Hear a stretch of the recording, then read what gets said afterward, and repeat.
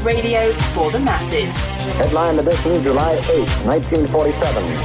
The Army Air Forces has announced that a flying disc has been found and is now in the possession of the Army. If the game is rigged, change the game. Game changer. I occasionally think how quickly our differences worldwide would vanish if we were facing an alien threat from outside this world.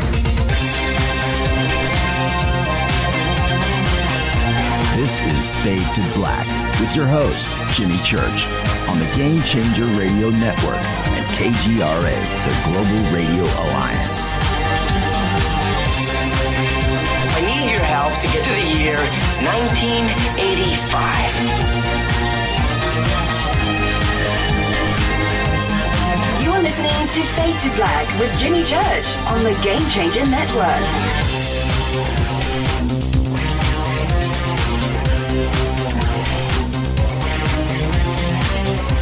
Good evening. Fade to Black. Bespoke Radio. For the masses. Yeah, man.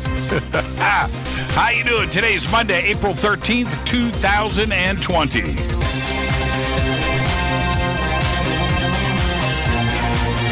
We are live from a bunker somewhere in the middle of beautiful downtown Burbank, California, and I would like to welcome everybody listening all around the world, all across the United States.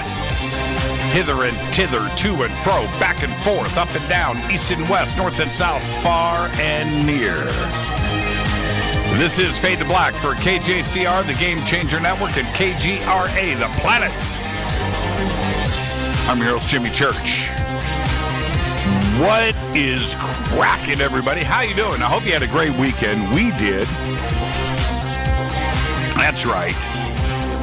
Well, I worked, but we got a little time in. We're locked down just like the rest of you. So there you go. And I'm wondering when I'm going to do a show with a face mask. Should I do it just for grins? All right. What an amazing week we have got set up for all of you tonight, right here on this program. Adam Apollo, right here. Adam Apollo joins us. We are going to have a full-on conversation about physics, science, and extraterrestrial intelligence. That is tonight on this program. Tomorrow night on this program, joining us from Israel, Uri Geller. Yeah, man. And I'm going to say this to everybody. I spoke to Uri today for about 15 minutes, maybe a little longer, but somewhere in there. And what a great man! You guys just wait. Tomorrow night, Uri Geller. Been waiting for this for a while, so he joins us tomorrow. And Wednesday night, the Beard of Knowledge, Randall Carlson, right here on this very program. How was that, kids? You ready for this? Oh, man, what a week. I mean, after last week, the week before, right? Just gets better and better around here. And then we'll cap off the week with another Thursday night, Fader night, with open lines all night long. So there you go. What a great week. What a great week. Ah, man. All right, let's get straight to it. Lots to do tonight. Adam Apollo joins us. You can follow me on Twitter at JChurchRadio, at JChurchRadio, and the Sandbox is hashtag F2B on Twitter. You can come over there and hang out. We have 2 chat rooms open, one over at Spreaker, one over at KGRA The Planet. And also your questions and comments, just post it to hashtag F2BQ. You can also email throughout the show, Jimmy at jimmychurchradio.com. A quick mention, I did Coast to Coast over the weekend. And Saturday night at Coast. Now, I know you guys have seen, the pictures of the studio and things and how it's positioned there. It's a little different than here in the bunker. Here in the bunker, I've got everything laid out, just around me. At Coast, it's a bit different, but I've kind of adapted, all of the Fade to Black things that we do here on this program. I've kind of merged them over to Coast, and one of them is Twitter. And watching all of you Fadernauts hang out with the Coast audience on Twitter, and it's a bit different because I can't focus. At Coast, it's a bit different in its format.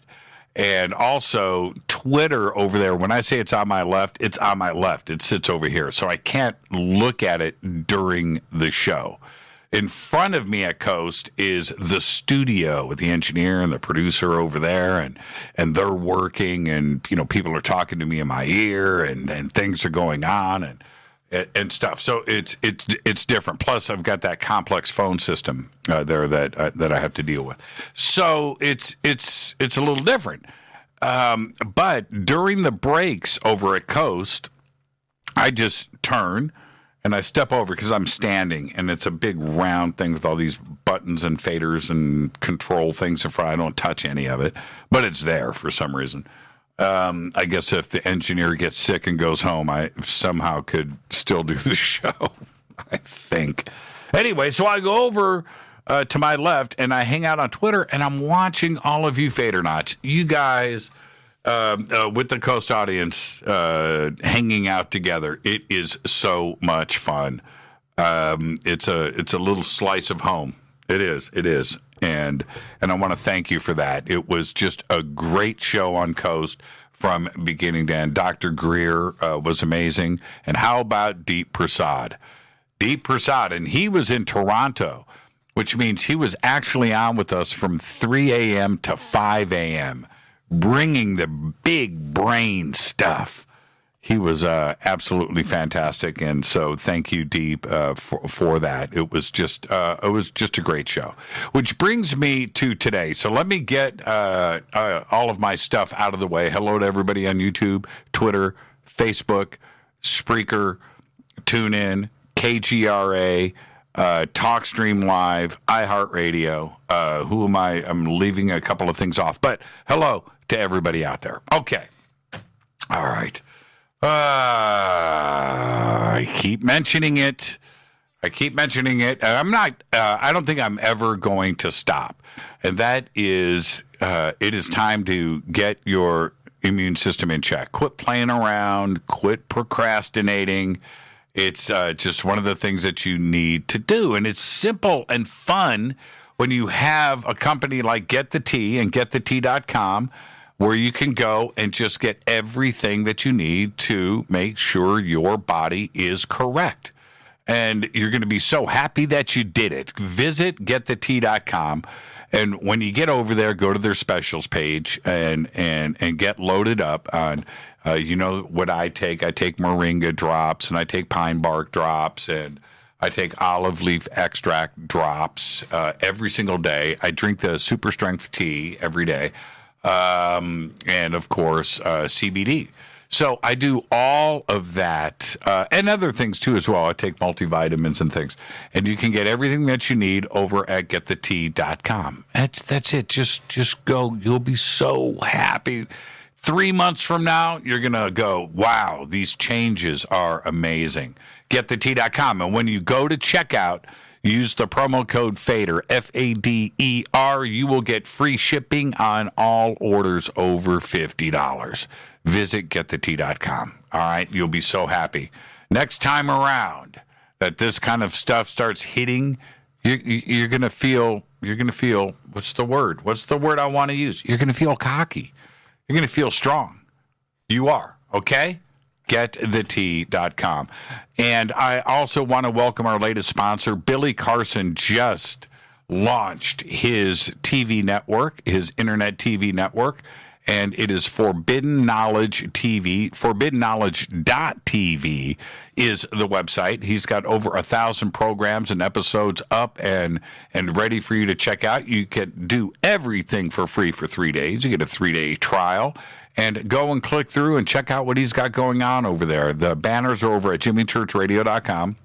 I don't have any promo codes, nothing like that. Just sign up. Just go and do it. ForbiddenKnowledge.tv. It's amazing. And I want to thank Billy Carson for not only supporting this show, but for being here and spreading that knowledge, the forbidden knowledge, to this community. River Moon Coffee is now available on Amazon.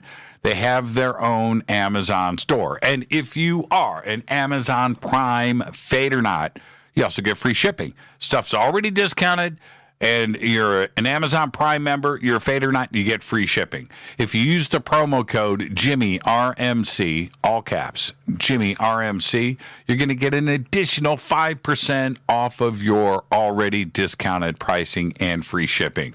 So go and visit the River Moon Coffee Amazon store. It's a lot of work to get all of that stuff set up.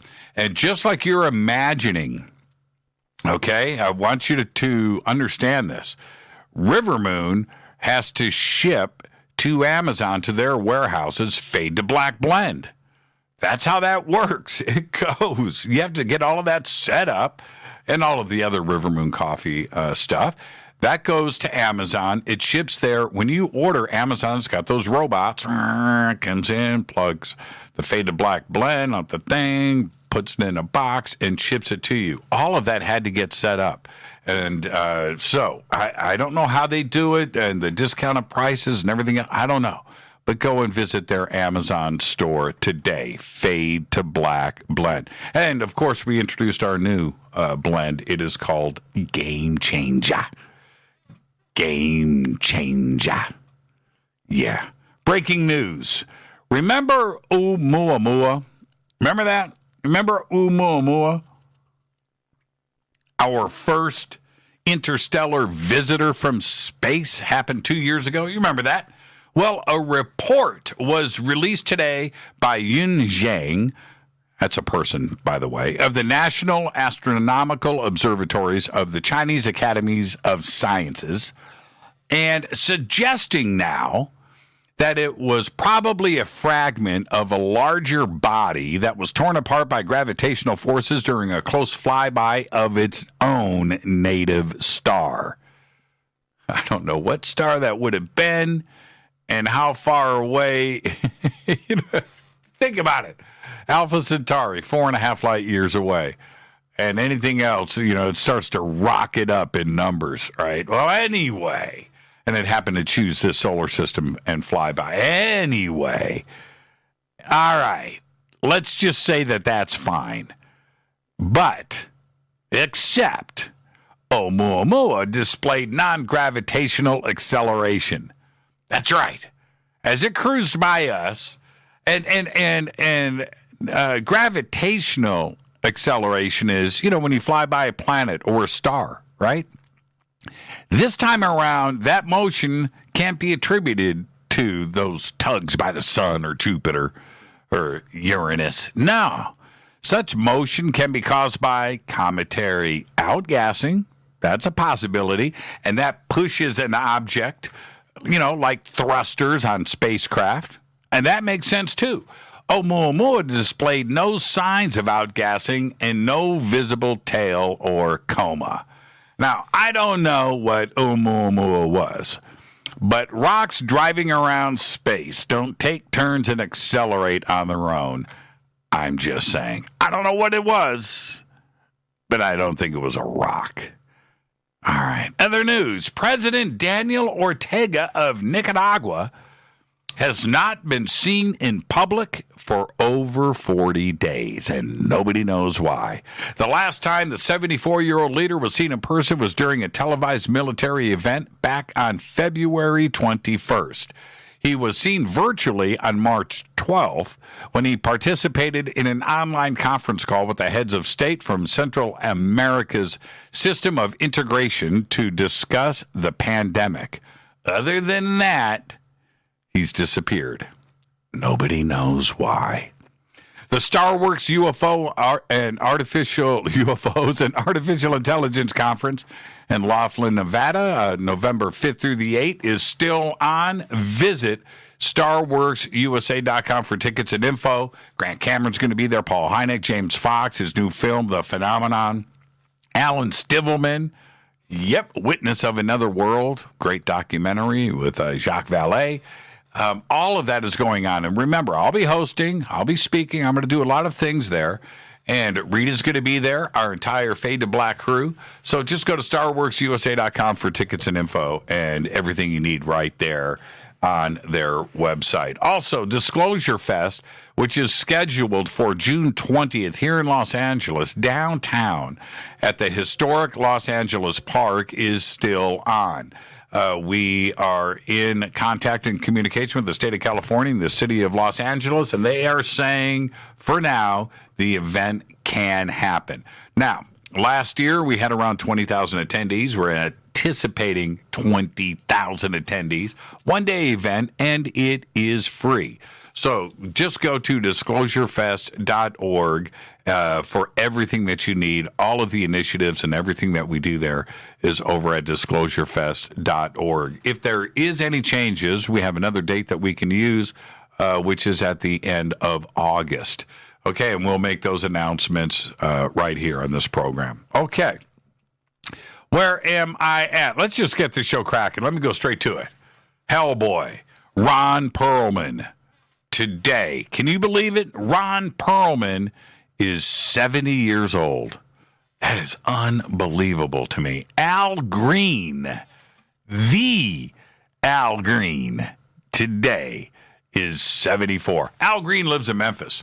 When I was in Memphis, I was, on some street. I was with somebody, and I look over and I see this house, one story, nice, big piece of land, and I see what appeared to be was a green Rolls Royce parked in front. I see it across this line. You don't see Rolls Royces or Bentleys or anything like that. I'm like, who lives there? And the person driving, his name was Bones. That's Al Green's house. I'm like, no way. Really? Al Green. Al Green today, 74 years old, living in Memphis. Base God Lewis Johnson, the man, is 55 years old. No, he's not 55. He can't be. He's got to be 75, I would think. That's a typo. Remember Strawberry Letter number 23? All right, I listened to that in 1972, 1973 LP. I was 9 years old. There's no way that that's a typo. I apologize, Lewis, but happy birthday anyway. Wasps, Randy Piper. Yeah, great guitar player. Today is 62 years old. Our dead guy's birthday today is Hillel Slavic. 1962 to 1988, died at the age of 26. Founding member and guitarist for the Red Hot Chili Peppers. Hillel was one of the great musicians to come out of Hollywood and Fairfax High School in the 80s. And from 1982 to 1988, he managed to change the world in 6 short years. He was an amazing player. He was great on stage. He was funny. Wow, right? Well, he died in his apartment after a phone call to his brother of a heroin overdose on June 25th, 1988, at the age of 26. They went to Europe. They did a tour. Red Hot Chili Peppers, comes back, takes a few weeks off, kind of drops out of sight. And his journal, which was published as a book, his journal was blank for those 2 or 3 weeks. And he called his brother on the 24th and June 24th. And the police discovered his body on the 27th, determined that he died on June 25th at the age of 26. Sad. And I hope he's listening. Happy birthday, Hillel Slavic. On this day in history, 1970, big day. It went down. Apollo 13, its oxygen tank explodes. And astronaut James Lovell reports back with, Houston, we have a problem. On this day. That's right, 1970. Fader fact.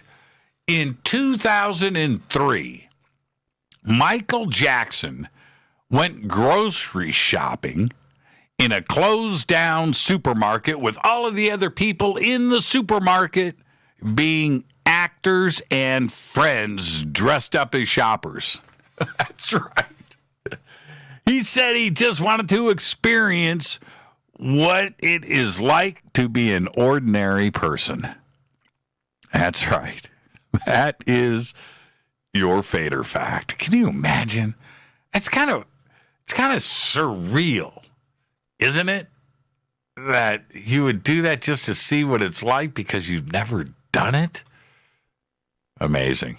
It did. It happened in 2003. All right, tonight, very special guest, Adam Apollo is here. We are going to have a conversation about physics, about science, and extraterrestrial intelligence. Tomorrow, right here, Uri Geller joins us from Israel. Wednesday night, Randall Carlson, the beard of knowledge. Randall Carlson is here. Thursday night is another Fader night, and we will be taking your calls all night long. Okay, now let me hit this River Moon coffee. The best, by the way. Have you played Diablo 3? I'm just saying. I've been dreaming Diablo 3 now for a week. Thought we finished the game like 3 times. And they've always got another. We killed Diablo. Rita and I were playing couch co-op. And killed Diablo, and it turned out that wasn't the end of the game. It's like, man. We're going to finish it. We're going to turn around. We're going to start the next level. Kicks it up a degree. Nightmare. I think we're going to go through. Just continue the slashing. Anyway, what made me think of that? I know that last Thursday, I promised you a complete and focused report on the raging dandruff issues aboard the ISS, and I promised that we'll get to it eventually, okay, so you can calm down. But there was something much more important going on, and I'm sure that you are a little bummed right now at the moment because we're not covering dandruff tonight as promised. But there has been one major focus over the last 5 years on this program.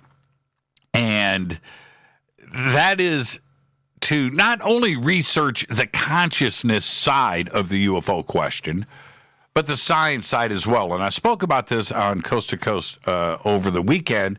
And of course, I discuss it weekly on this show. And I really am fascinated with both sides, and I try to present both sides.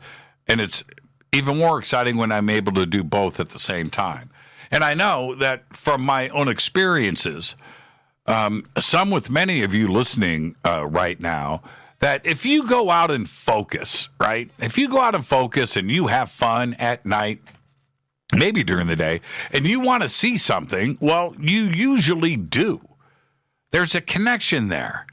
It doesn't seem to be specific to one location, although that seems to be the case with a few hot spots around the country and around the world.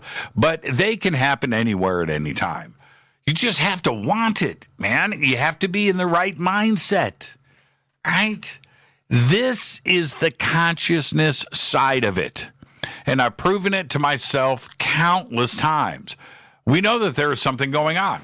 And it's the science side that has my attention. And I have been trying to bring you all of the research that I've done over the last 30 to 40 years on the subject.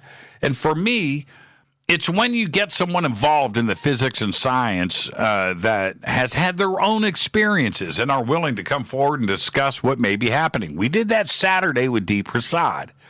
It's tough. The hardcore all-star physics people out there will not cross the line. You see, well, at least most of them.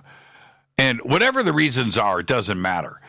I think that their fan base, those that are buying the books and watching the TV and attending the lectures and the conferences and all of that, it's the fan base that is so stuck in a belief system that there is no life after death. There's nothing out there to ponder. Everything is chemicals and particles and math.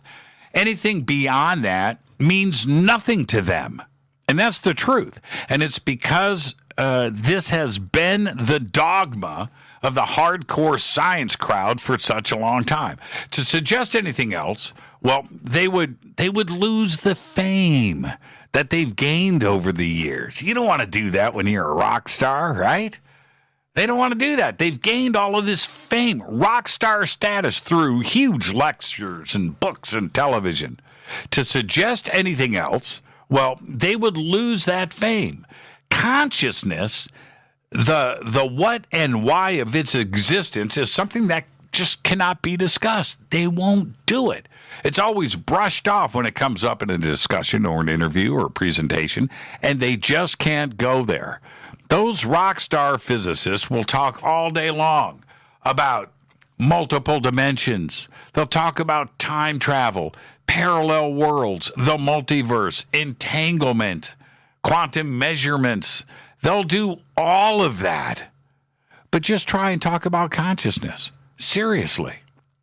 I would have loved to have had Brian Greene or Sean Carroll or Neil deGrasse Tyson out there with us in 29 Palms 7 years ago, when it happened, right? It just happened. Wow, it'd be cool if we saw a UFO. Pff, right there, boom, launches.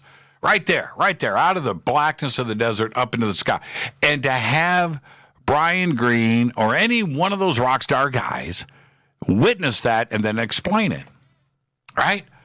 Because that was the consciousness side of things firing it up. Oh, it must have been entanglement. The chemicals and particles all gathered together in time and space out there in the desert and just launched into the sky. It was a probability that was the possibility of something happening at that moment. I don't think it was consciousness. I don't think it was us. I think it was entanglement. I think it was chemicals. It was particles that were reacting with the. It's that. That is the view. They won't go to consciousness. The change that happens between the particles that make up this pen and the particles that make up my brain are the same. So, why doesn't this laugh and think and build cell phones? Why? What's the difference? They don't want to talk about it. It's just chemicals. It's chemicals and the way that they react inside of the brain, and it creates electricity. As a matter of fact, the particles here, there's probably a little bit of consciousness in this pen. It's the accumulated particles that, when they mass together inside of your brain, create enough of the little subatomic consciousness to create a consciousness inside of your brain. This pen has consciousness. Now, stop with that, man. This is Fade to Black. I'm your host, Jimmy Church, and that's why tonight Adam Apollo is here. We are going to discuss physics, science, and extraterrestrial consciousness with all of you. So stay right there. This is Fade to Black. I am your host, Jimmy Church. Follow me on Twitter at JChurchRadio. Follow me at JChurchRadio on Twitter. Hashtag F2B is the sandbox. Hashtag F2BQ is Fade to Black questions. We have chat rooms open over on Spreaker, over at KGRA The Planet. Everybody's going crazy over on YouTube, Twitter, Facebook. Hello to everybody. KGRA The Planet, Talk Stream Live, iHeartRadio. I'll be right back after this short break. Stay with us.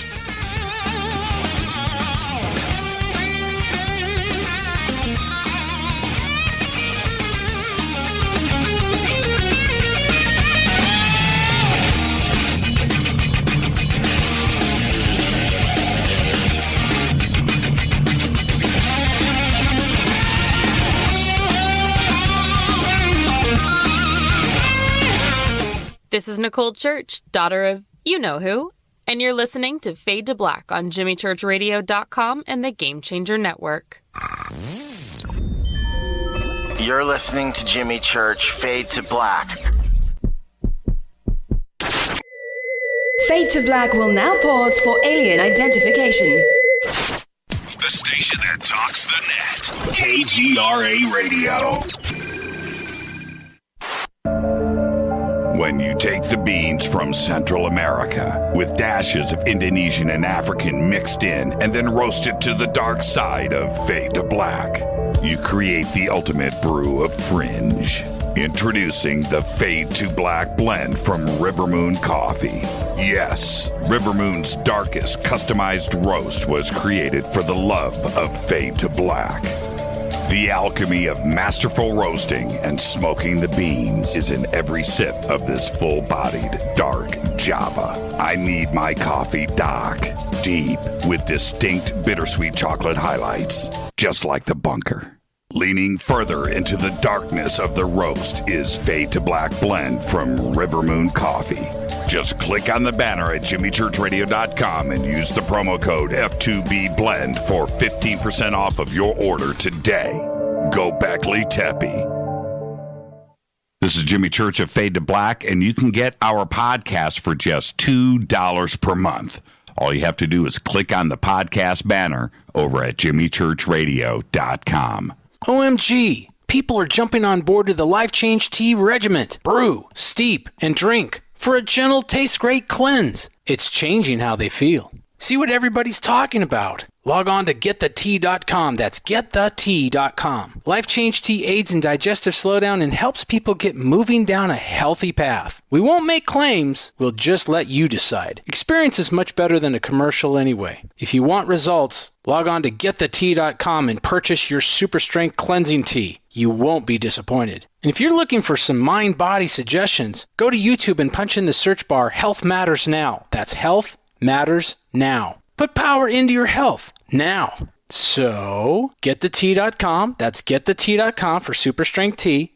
And YouTube, Health Matters Now. That's Health Matters Now for valuable suggestions. Getthetea.com. The tea that makes you go. 9 out of 10 geneticists agree. Fade to Black is not your father's radio show. On the Game Changer Radio Network and KGRA, The Planet. Hi, this is Rob Reiner from Anvil, and you're listening to JimmyChurchRadio.com. What's up? I'm Chris. What up? This is Kyle Massey, and you're listening to Jimmy Church Radio.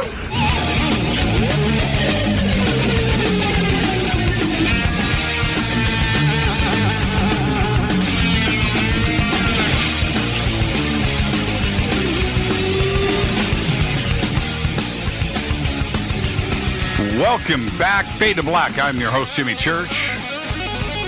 Tonight, Adam Apollo is here. We're going to discuss ET, contact, education, physics, science, consciousness, extraterrestrial intelligence. We're going to do all of that. Tomorrow night, right here on this program, Uri Geller is here from Israel. Wednesday night, the Beard of Knowledge, Randall Carlson, is back. Thursday night's another Fader night with open lines all night long. Tonight it's Adam Apollo. And as a child, Adam had several encounters with extraterrestrial starships.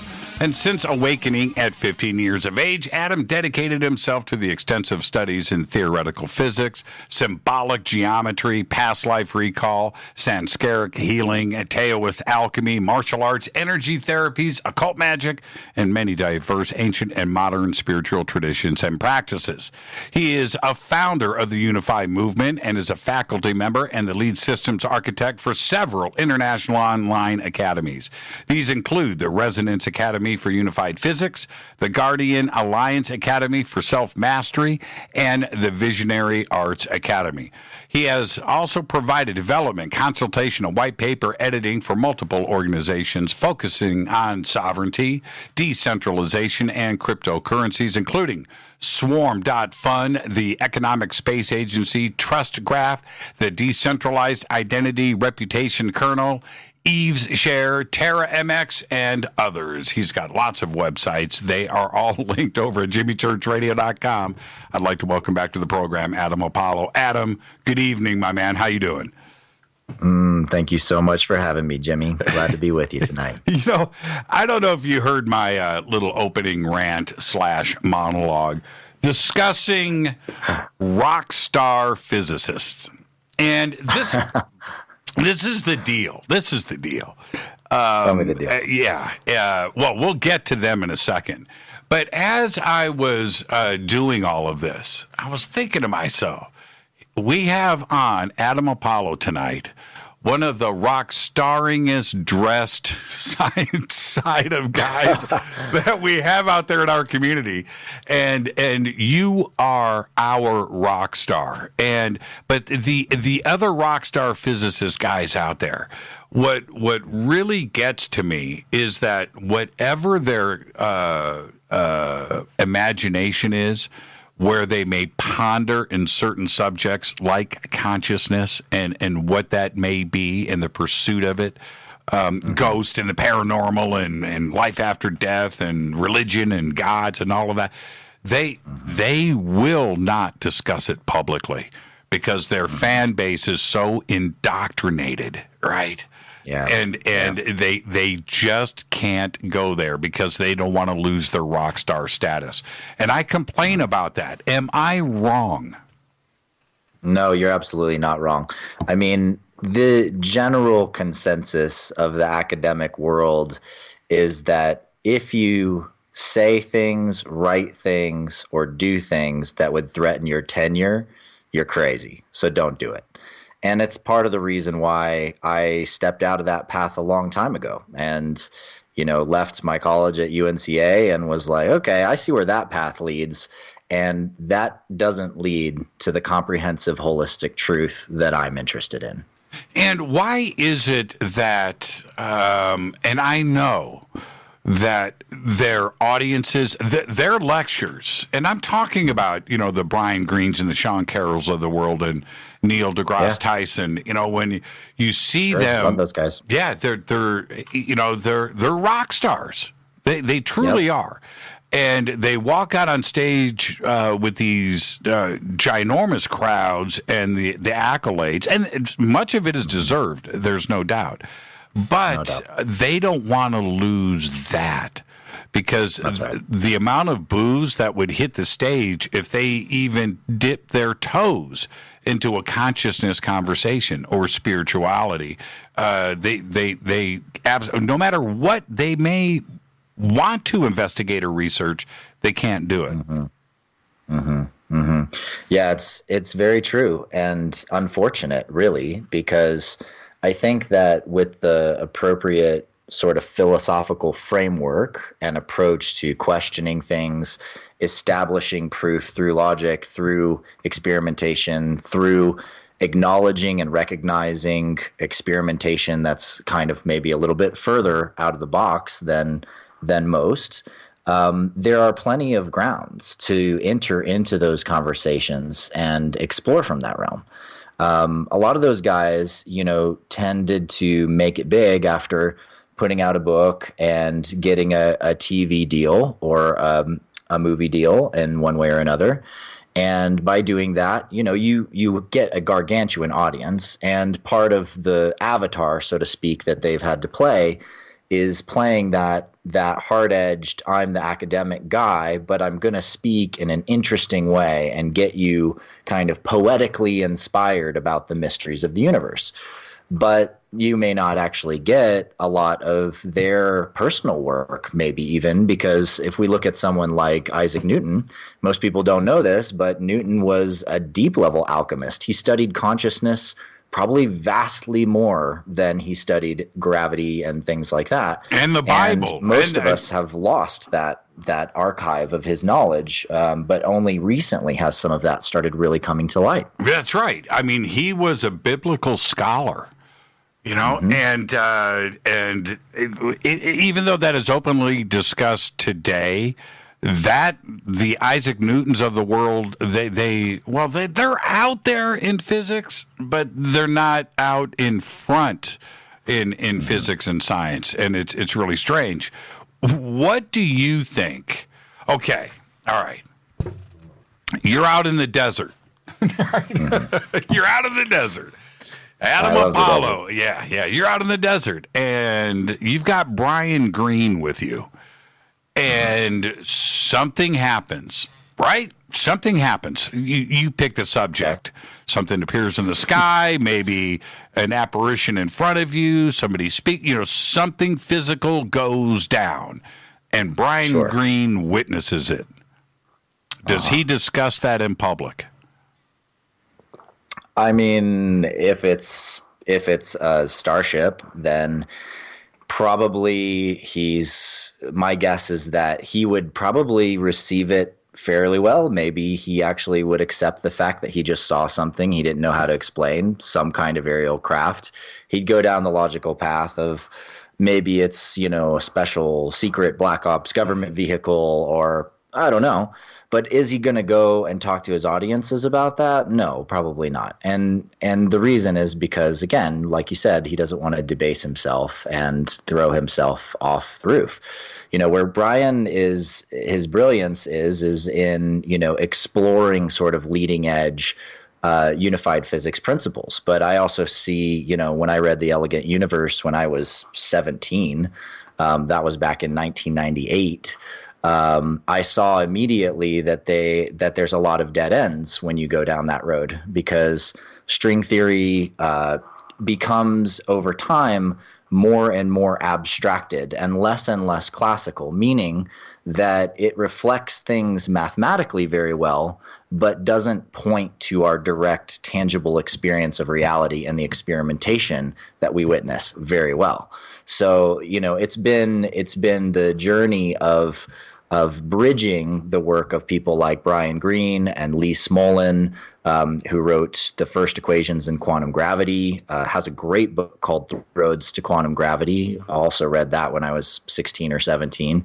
And bringing their work in these sort of leading edge theoretical approaches together into a more deep and comprehensive understanding of our direct relationship to space-time. And when we do that, it opens up all kinds of doors and insights. Colleagues of mine like Nassim Haramein has furthered that work immensely by actually developing a lot of the critical equations needed to understand quantum gravity. And it's fascinating because a lot of the really key insights that we're getting in physics now, and I'm working on a weak force paper, just released a quantum gravity course and quantum geometry study.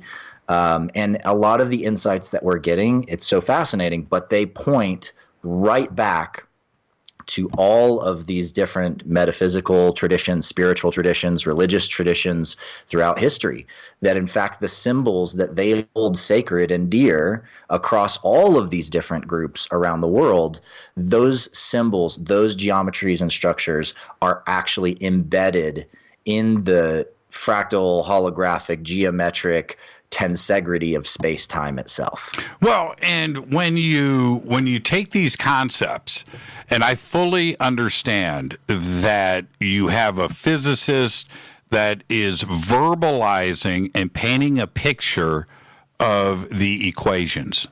You may, but I don't look at the math and understand it. I don't look at the symbols and understand it. We are depending on them to verbalize what is actually going on. And right. And so, and you're not going to, I've read The Elegant Universe. I'm reading Brian Greene's a new book right now.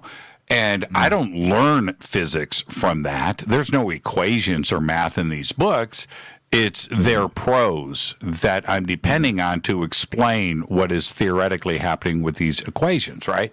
But they are saying that the math says and suggests multiple dimensions, of course, going back to string theory, which you just brought up. It suggests time travel. It suggests parallel worlds. It suggests the multiverse, entanglement and spooky action at a distance and gravitational waves and all of these things are there. That is the most fantastical science fiction subjects that I can imagine. And that's what attracts me to that, because I think that they are open-minded. To suggest parallel worlds to the Earth is pretty dramatic. But they won't cross the line into consciousness.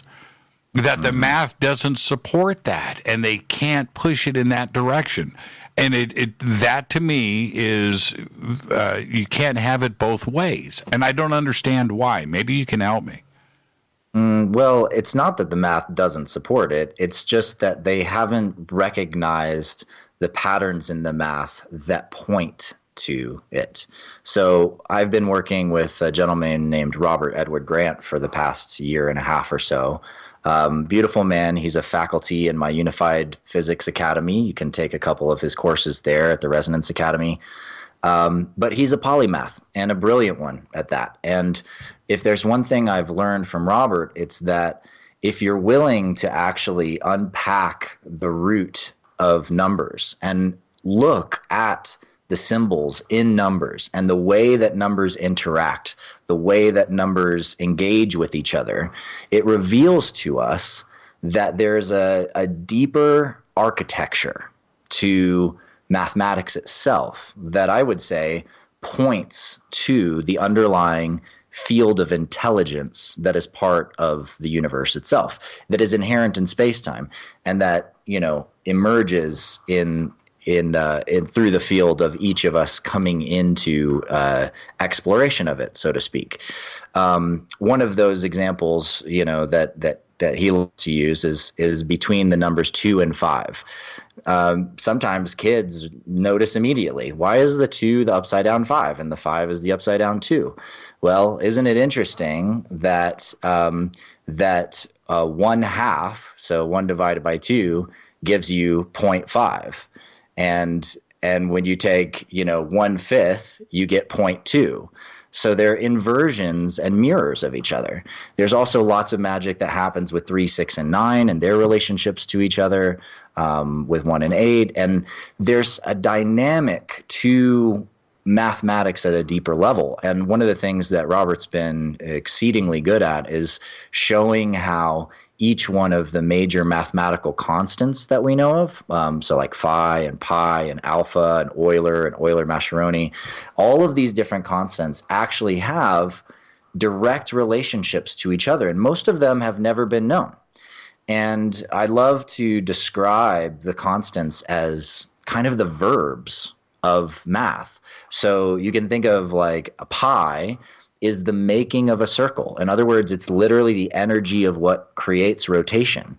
Phi is the energy of a spiral, so it's expansion or compression. Euler, which for those of you that are into the finance world, you've probably heard of this constant. It has to do with the limit of doubling interest, and it's used by banks every day, all the time. Your money is always involving the Euler constant, but most people don't know that it actually also is used in regulating growth in nature. And so it's been very fascinating seeing how each of these verbs interact together in the language of the universe. And my other colleague, Alan Green, who I work with quite intensively on stuff and was with me in Egypt recently, he's shown that the Great Pyramid of Giza actually encodes in its structure and its geometry all of these relationships between these different fundamental constants, and has fundamentally proved that the cover of Shakespeare's sonnets also includes these exact same mathematical relationships and geometries. And all of these things just point to a deeper, more ancient level of knowledge that's been here on the planet for a long time, but perhaps we lost after the time of the floods at the end of the last ice age. Yeah, Alan Green's work is absolutely mind-blowing. And especially when you go through it step by step, he explains it so well. He's been on the show a couple of times, yeah. And great, good. Yeah, he's such a blast. Yeah, he's going to say you should have him. And you go through that and you look, and that's when you start to really, you need proof. Everybody wants evidence, right? Well, you go and you look at the way he has laid that out, and I don't know how he thinks in 3D. Because you have to, right? You have to think in 3D to pull that stuff together. But anyway, Alan Green's work is amazing, and how do I explain this? The knowledge of numbers that has snowballed over the years, where we got up to the point where we are today, and then it seems that today we know nothing. That's the interesting part for me, where we've got all of this knowledge. If you go back to Newton and basic physics, the very foundation of Newtonian physics, and where we are today, and the last 100 years since Einstein, 1905 and 1917, and we're in 2020, and we're still waiting for the next big thing. And if you really, Einstein is one thing, but the basics of the basics stopped and started with Newton. We haven't progressed a whole lot. His figures on gravity are what we use today for GPS, right? Yeah, I often laugh about the fact, like when I do my future tech presentations. I just did one called Galactic Tech. It's up on portal2ascension.org if anybody wants to check it out. But I talk about basically, the fact that we're still using the exact same propulsion systems developed in China in the 1200s. Like, we're literally exploding gas behind us to propel us through space. And it's like we still are not trying something different to move through space in a way that doesn't warp space-time in this same fashion, that doesn't allow us to actually jump to a new location. And I think that these breakthroughs are getting closer, both because of the mainstream physics and scientific work that you were speaking of with Brian and other guys, and also in particular because of a lot of the work in technology and in physics that most people don't know about. A lot of it is deeply under wraps. It's held in personal labs. People are very, very careful right now because of the sort of way things have unfolded in this country around advancing technology, especially technologies that would majorly disrupt economic interests, oil interests, and things like that. And so I think we're getting very, very close to a point in time, if not this year, where we're going to see a lot of things popping up to the surface that are so powerfully disruptive and game-changing that the world that we're going to be looking at 10 years from now is going to be quite different. Here we have, Alpha Centauri, if we just take a look at it, 4.5 light years away. With our current technology maxed out, lighting that firecracker, right, that you're talking about to get us there, 75,000 years. 75,000 years. If you've got the best kind of ion propulsion, which I've done those calculations, you could get it down to 19,000 years. Right. But it's still pretty long. Right. And it's 4.5 light years away. It's a hop, skip, and a jump. With the size of the universe.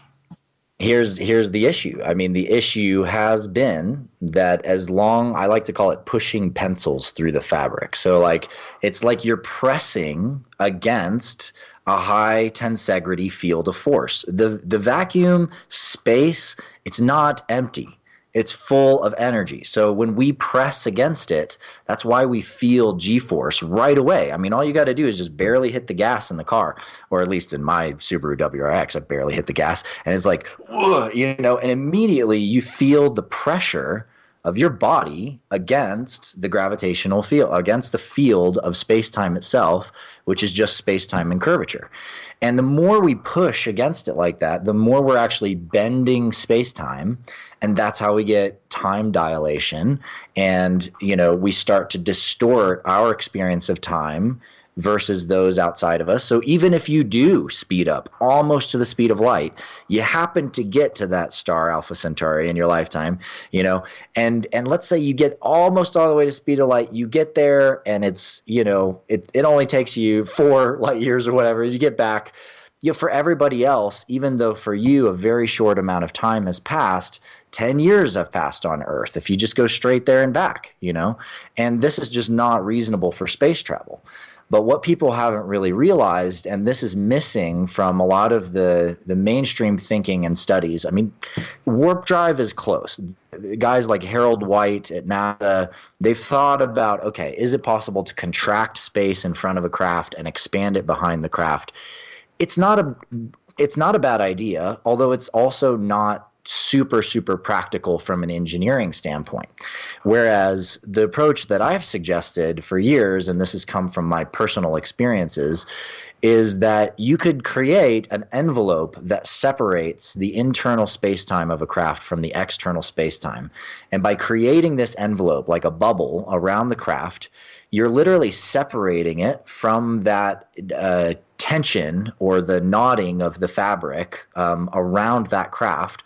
So then that craft has the ability to move through space-time without creating pressure or creating G-force. In other words, without accelerating. And once a craft can do that, there's no speed limit. And there's also no time dilation because you're not warping space-time. And nothing so you can literally leave one location and instantly arrive somewhere else. That's right. Distance is not a consideration. And this is the thing. I wrote about this last week.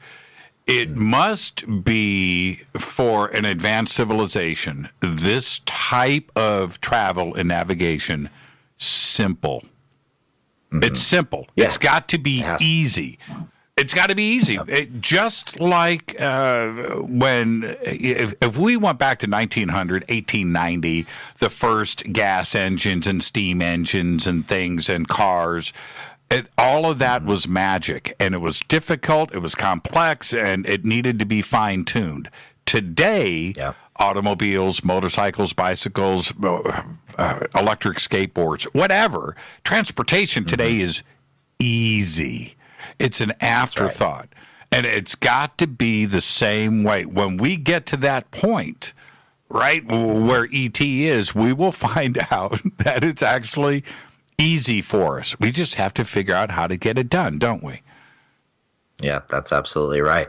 And I think we're closer than ever. And a lot of my other work has been about understanding how to tell the craft, in other words, also tell space-time where that craft is located. And so I've developed some methodologies of gathering, so to speak, the library of different spectral frequency harmonics of different stars throughout the galaxy.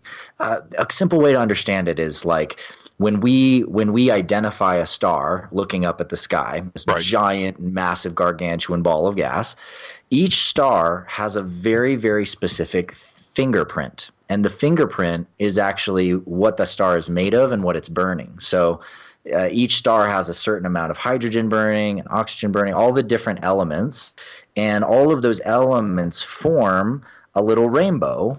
And that rainbow is a very specific print to that specific star. No other star has it. Interesting. And so this actually lets us develop this sort of spectral library of the relative light information that's traveling through space from each point in space. I like where you're going. Now, of course, and now, of course, there's a couple challenges with this. For short-term jumps, so if I was going to Alpha Centauri, for example, it's only 4 years away. The amount of light frequency changes over those 4 years is not very drastic. Same if I'm going to, say, visit the Sirian twins, the two stars in the Sirian system in Canis Major. But if I'm trying to go to the Pleiades, it's 400 light years away. Or if I'm trying to get across half the galaxy, I'm talking about much, much further. And so the library of information I may have locally may not be correct because 10,000 years may have passed in the 10,000 light years, so to speak, that it takes from the light from that star to get here. It's that simple. Well, I need to take a break right here. Let's take the break. You're absolutely right. What everybody needs to understand, telescope be damned. Whatever we see here, we're seeing the old version of it, right? However far away it is, that's the age of it. Somebody looking at Earth from 10,000 light years away is looking at Earth from 10,000 years ago, not from the now. And it's easy to get your mind around. It's shocking, I think, for most to hear it that way at first because we just think they're seeing you and I talking on the radio, and that's not exactly what. No, that's not. If all you're doing is picking up radio waves, you're getting the prehistoric era. You're probably going to pick up like when they were building the pyramids. That's exactly right. That's exactly 12,000 light years away. Our guest tonight, Adam Apollo. This is Fade to Black. I'm your host, Jimmy Church. We're going to pick up where we're leaving off right now. We're talking about locations in space and how to get there right after this short break. Stay with us.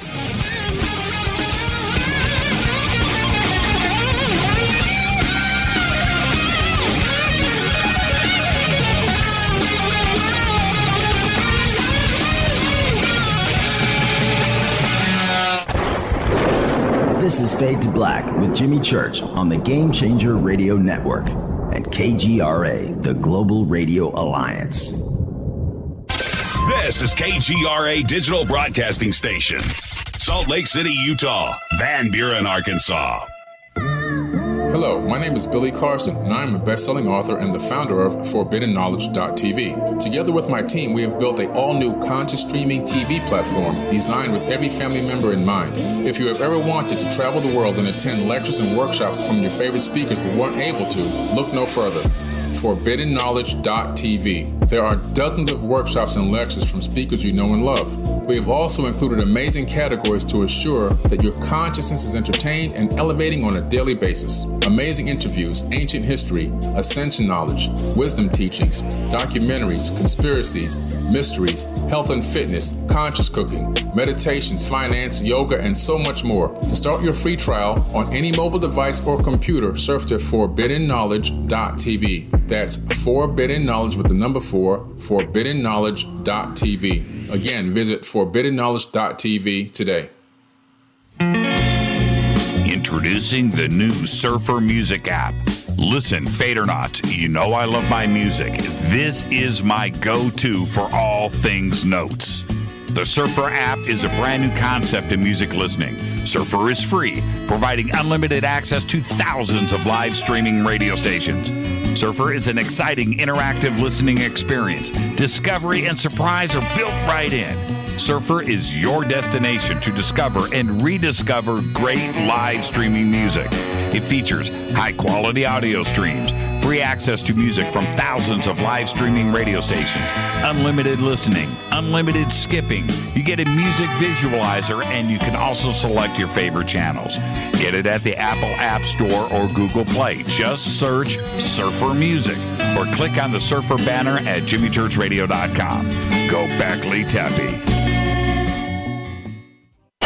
Okay, nurse, let's get this man to the ER stat. Right away, doctor. We see this every day. Heart attack or angina pain due to blocked and clogged arteries. Chelation can remove obstructions or blockages from arteries and help avoid painful and expensive surgery. Now there's Angioprim. It's a liquid oral chelation product that you take with juice. You start to feel the results fast. Angioprim increases blood flow all over the body, and that means more energy and strength to take on the day with less aches and pains. 60 years of research has gone into chelation, and Angioprim is the result. A safe and easy way to unblock your veins and arteries from buildup that slow circulation. Paging Dr. Jones. Please report to the emergency room right away. Log on now to angioprim.com. That's ANGIOPRIM.com. Or to speak with a trained consultant. Give Angioprim a call at 954-882-7221. That's 954-882-7221. Hello, I'm Katie, and you're listening to my main man, Jimmy Church, on jimmychurchradio.com. Hi, this is Ray Hobbs here, repping the planet, and you're listening to my good friend, Jimmy Church, Fade to Black, on the Game Changer Network and the KGRA Digital Broadcast Station. This is Toby Kebbell. You're listening to jimmychurchradio.com. Don't hurt me, Jimmy. I'm only little. Hey, I'm Adrian Grenier. And this is Ari Gold. We're the Honey Brothers. Yes. We're of the Honey Brothers. Hey, I'm Adrian Grenier. And I'm Ari Gold. We're the Honey Brothers. And you're listening to Jimmy Church. The Revolution. This is Jimmy Church of Fade to Black, and you can become an official Fadernaut by just going to our membership section at jimmychurchradio.com. Hello, this is Serena Wright Taylor from Conscious Life Expo, and you're listening to Fade to Black with Jimmy Church, who holds the Lucky Pony record for the best astrological chart since 1963. True story. This is Micah Hanks of the Gralien Report, and you're listening to Jimmy Church on Fade to Black, across the globe on the Game Changer Radio Network and the one and only KGRA Radio, The Planet.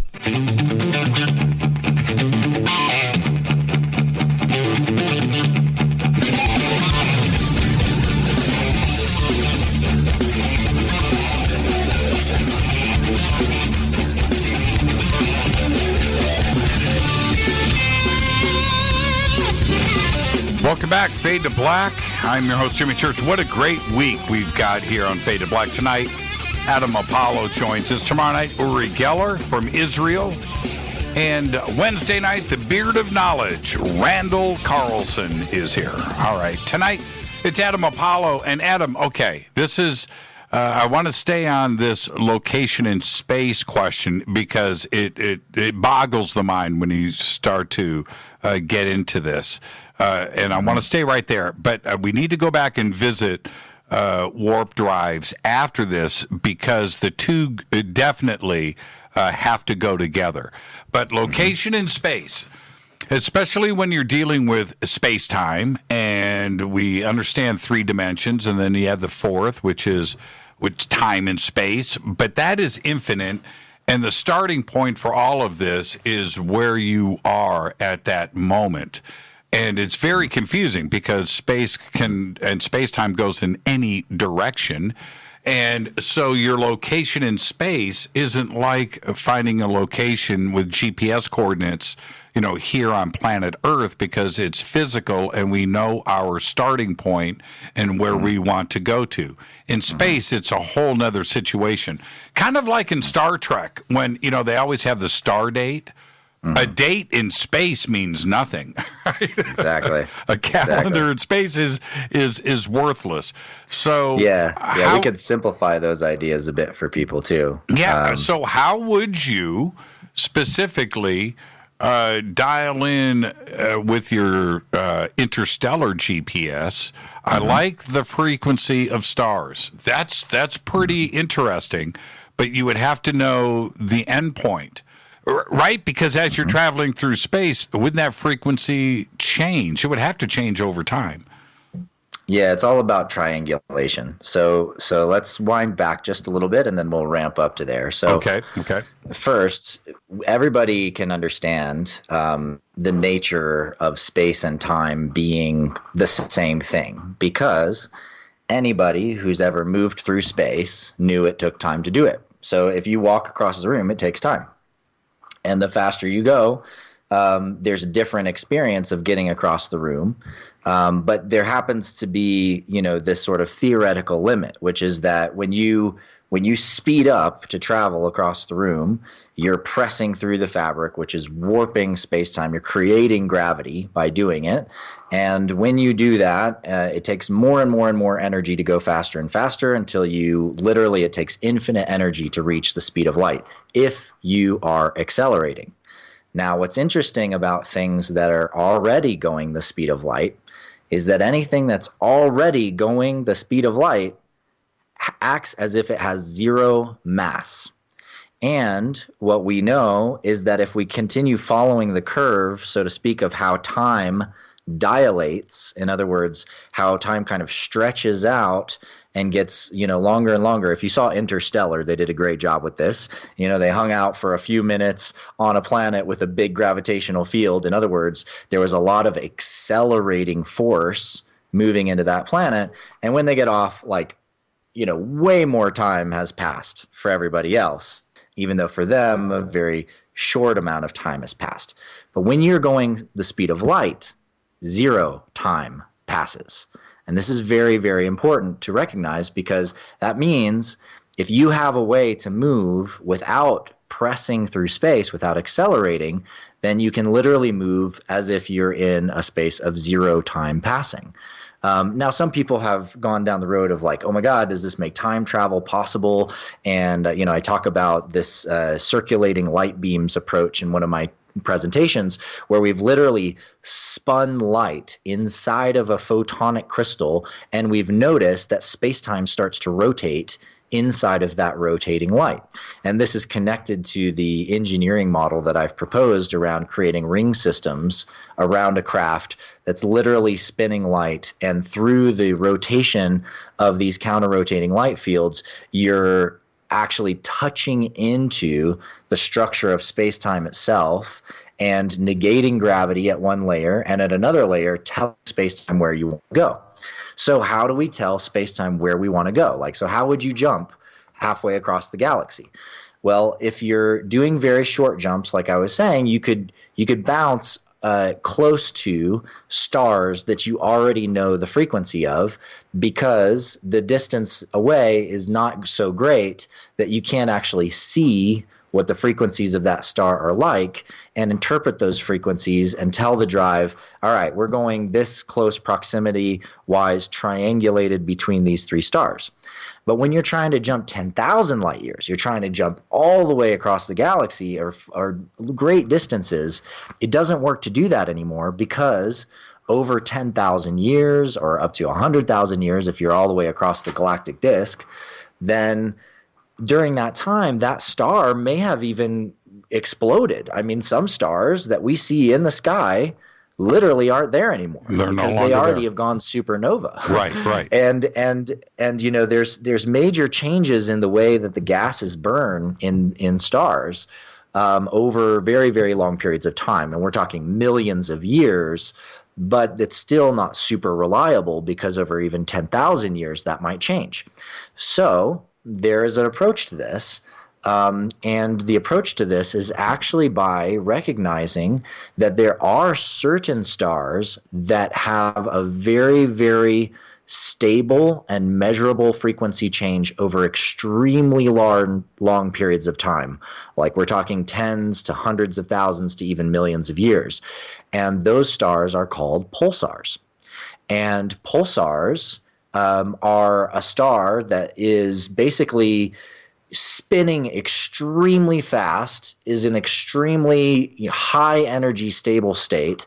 And we call them pulsars because they literally blast X-rays and gamma rays to us in a periodic tick, like a do do do do do do do do. And that speed, the speed of that frequency pulse, has an extremely precise, measurable change over very, very long periods of time. And so I think that pulsars are actually this ancient navigation system that somehow has been set up across the galaxy. I mean, they literally act like beacons. And I'm not the first person that came up with that idea. I saw a presentation by a man many, many years ago. Was it Stephen Bassett or I don't think – yeah, I think it might have been Stephen Bassett. And he mentioned this guy who wrote a book on how this guy believed that pulsars are actually this ancient galactic navigation system. And I'll have to look it up on Google and see if I can find his name at some point. But I came across this on my own and then realized, oh my God, other people have had this thought too, because it just makes sense. They're well spaced around the galaxy. They all have these very super measurable rates and frequencies. If you wanted to build a navigation system to jump faster than light to different points around the galaxy, it's exactly how you would do it. So that would put you in the galactic neighborhood, right? It would put you in the general vicinity of where you wanted to go. But there's another okay, so with a warp drive, and I want to discuss warp drives right now and the ideas and the theories behind them. But a warp drive would remove the obstacles in between point A and point B, right? Because if you're traveling at the speed of light, you're doing a Newtonian or an Einstein rate of travel. You're doing a physical thing in a ship, and moving forward, you have the possibility of impacting something or something impacting you. That's a problem. Right. And with a warp drive, you are removing the space in front of you and placing it in back of you. You're not actually moving, right? So you wouldn't impact anything. Am I using my imagination in the right sense? You're really close, except that the standard, like literally the physics concept of warp drive and the way that it's worked with in NASA by Harold White and others, you are contracting space in front of the craft and you're expanding space behind the craft. And so you're moving space more than you're moving the craft, so to speak. Mm-hmm. But there is still motion. You're just removing the you're removing that the craft is pushing its way through the fabric as much, and it's more like you're kind of pulling your way through the fabric of space-time. And so it still would be possible to impact things using a warp drive in the way that it's kind of traditionally represented even in Star Trek. In fact, it's the shields around the ship that protect the ship when the ship is at warp speeds. So that problem isn't really solved by warp drive. However, that problem is solved by a circulating light beam ring system in which you're establishing a boundary around the craft. Now let me just explain that for just a second, because when you create an envelope around a craft that separates the internal space-time from the external space-time, you're literally talking about like as if that ship or that object is in another dimension. Like for any other purposes, anybody witnessing that craft that has this kind of boundary condition would be able to see it fly through a mountain or into the sun or anything else just as easily as anything else, because it's literally not connected to the rest of the space-time fabric. It's operating as if it's in another dimension, even though it may still be physical and it's just in its own contained field. And what's fascinating about that, when you really look at that theoretically and logically, is that matches up exactly with lots of people's experiences of, UAVs and UFOs and things like that, where they've seen these objects fly in and out of the sun or fly into the side of a mountain and go into some, secret base around Mount Adams. I've been to, James Gilliland's ranch up there at Mount Adams, and it's pretty awesome. I watched this brilliant light gate open up in the mountain, and I saw ships fly in and out of it. And I saw it every night. I mean, they're literally that active that every single night you can see these things. And so it's important for us to grasp that it may not be that some of these things are just, as some people translate it, like higher dimensional. In other words, that they're somehow 5D but not 3D. Right. There's a fallacy with that too, because as you go up in dimensions, you're just including more. You're not losing lower dimensions. Okay, so that's an important piece.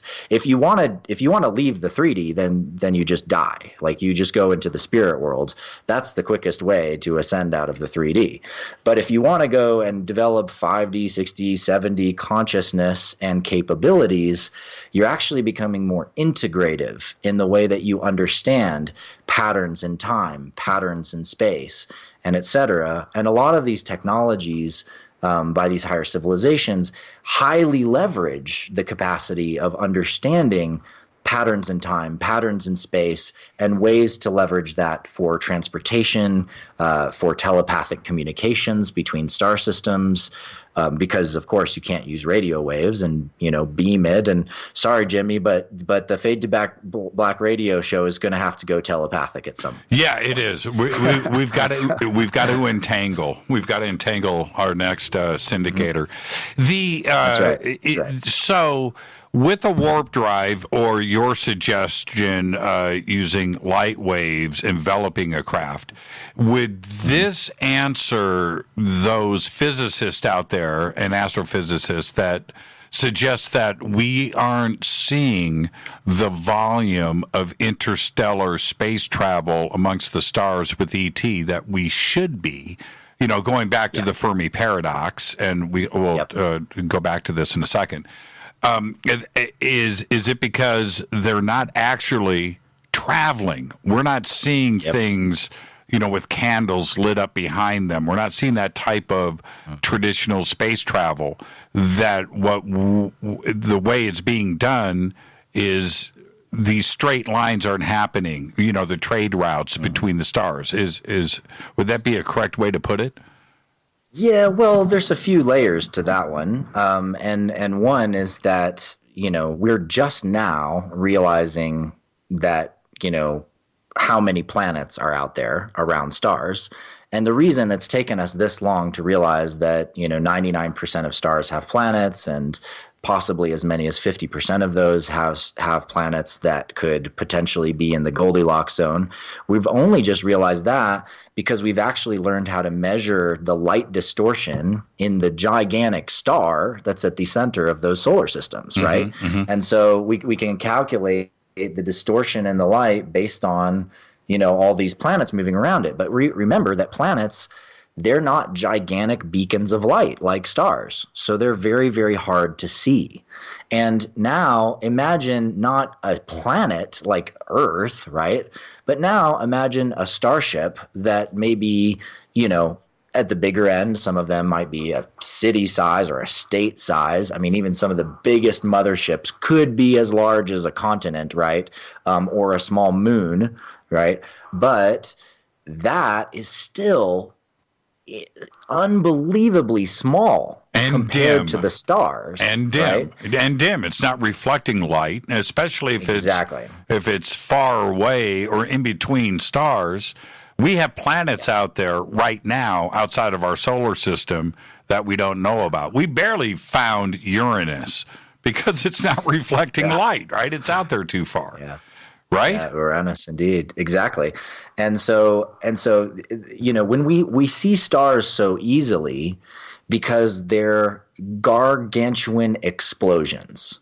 So, of course, we don't see ships, just cruising around because they're just so small in our view. And the other thing is that most ships are going to mostly locally travel within a solar system to different planets in that system. We're not going to see those blips, overtaking stars or overtaking planets. And if we do, we're probably going to think that the distortion caused by the ship gravitationally is a planet. And then when they travel, they're going to jump to the other solar system. They're not going to travel through all that space in between. If they did, it'd be a huge waste of time. There's nothing out there, it's just empty, or just meteors and stuff, So they're going directly, close by a star to close by a star to close by a star, and jumping to these different systems. And now I just want to also correct one other thing, which is you said that the pulsar system could get you kind of in a region of the galaxy. That's not exactly true, because when you have 3 of them, you can actually calculate the exact position of anything inside of the galaxy. Right. There's actually a great MIT article about this, which says that the signals from pulsars, and I'm quoting this because I'm looking at it on Google right now, says the signals from pulsars form a natural GPS system that could locate any object in the galaxy to within a meter. Now, and I thought about this a lot. Okay, so from here, we're looking at 3 or 4 pulsars, right? Okay, yep. You need 3 minimum, right? Yep. Okay, 3. So 3's the key. 3's the key. And from here, but what about the depth? It's one thing to get to the center of the pulse or somewhere within the region there, but what about the depth? I understand the 2D plane, but what about the 3D plane? Well, don't think of it as jumping to a pulsar. Think of it as each of the pulsars acts as like a beacon, just like we have GPS satellites on Earth. Sure. You don't have to be anywhere near the satellite. So all you need is the 3 beacons to triangulate a spot here on Earth.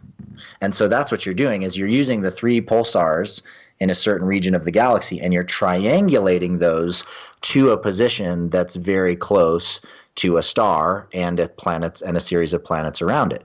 Now, of course, there's still one thing missing here, which is that you have to have some way to detect that you're not going to just jump into a planet or into a star or into another ship.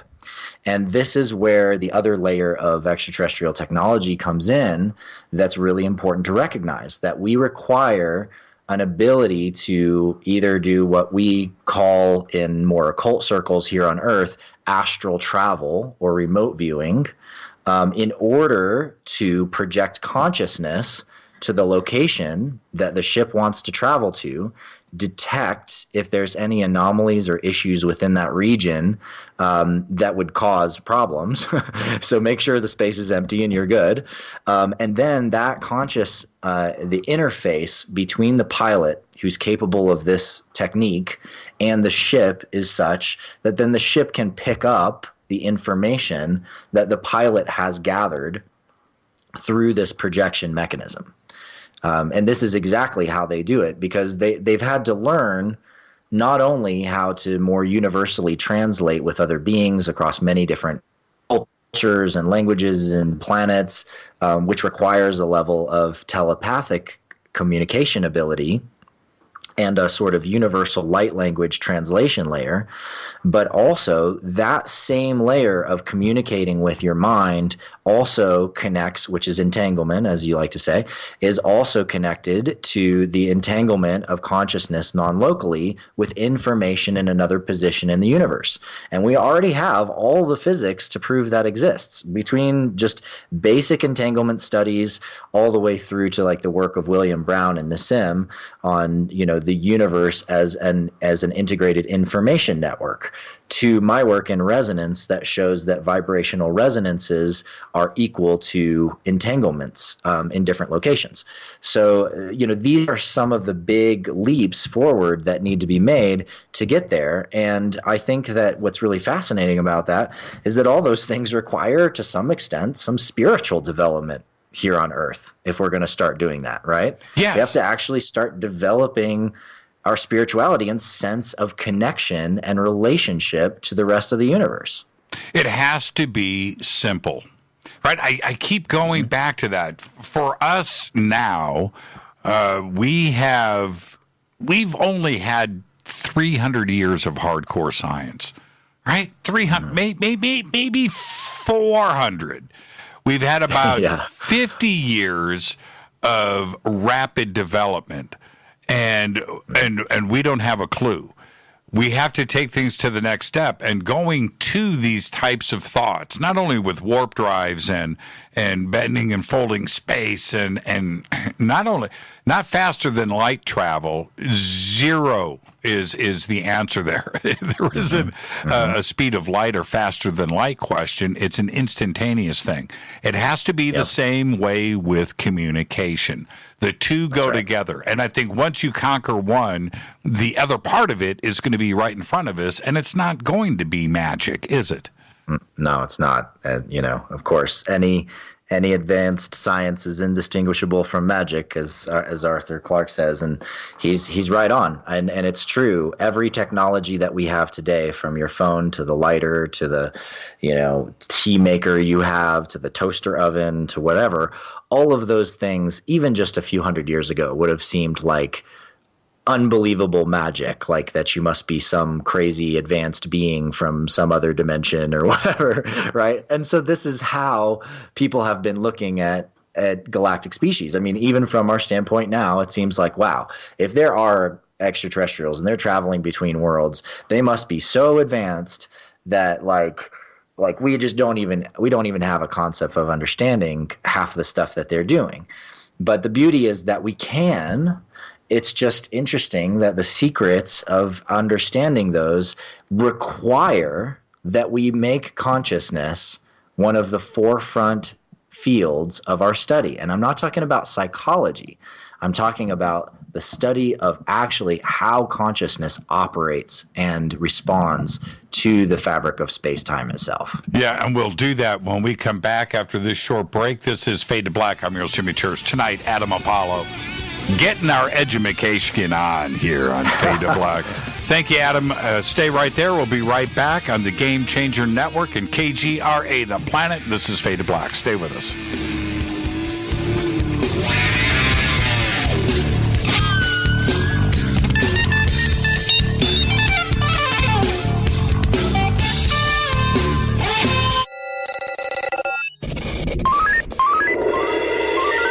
Way out here, we listen to Jimmy Church. You're listening to Fade to Black. Always on the edge of the hottest alternative talk. Jimmy Church with Fade to Black. KGRARadio.com. ¿Qué tal, mis amigos? yo soy Mario Carson, el tiburón, y los invito para que escuchen a mi buen amigo Jimmy Church Radio. ¡Claro que sí! Do you want to be an official Fadernaut? Of course you do. This is Jimmy Church of Fade to Black. Just go to our membership section at jimmychurchradio.com. Introducing the new Surfer Music app. Listen, Fadernauts, you know I love my music. This is my go-to for all things notes. The Surfer app is a brand new concept in music listening. Surfer is free, providing unlimited access to thousands of live streaming radio stations. Surfer is an exciting, interactive listening experience. Discovery and surprise are built right in. Surfer is your destination to discover and rediscover great live streaming music. It features high-quality audio streams, free access to music from thousands of live streaming radio stations, unlimited listening, unlimited skipping. You get a music visualizer, and you can also select your favorite channels.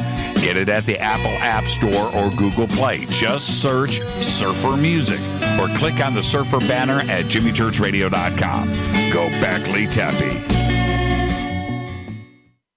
So, you love talk radio? Then you'll love TalkStreamLive.com. TalkStream Live is always on, 24/7, with the best streaming talk shows. Find your favorite talkers and discover some new ones. It's free, readily available online or on mobile with any smartphone or tablet. Finding your favorite talk shows all in one place has gotten a whole lot easier. Just go to TalkStreamLive.com. Be sure to download the free apps from Google Play or the iTunes App Store. You listen to us, and we listen to you. And so does the CIA.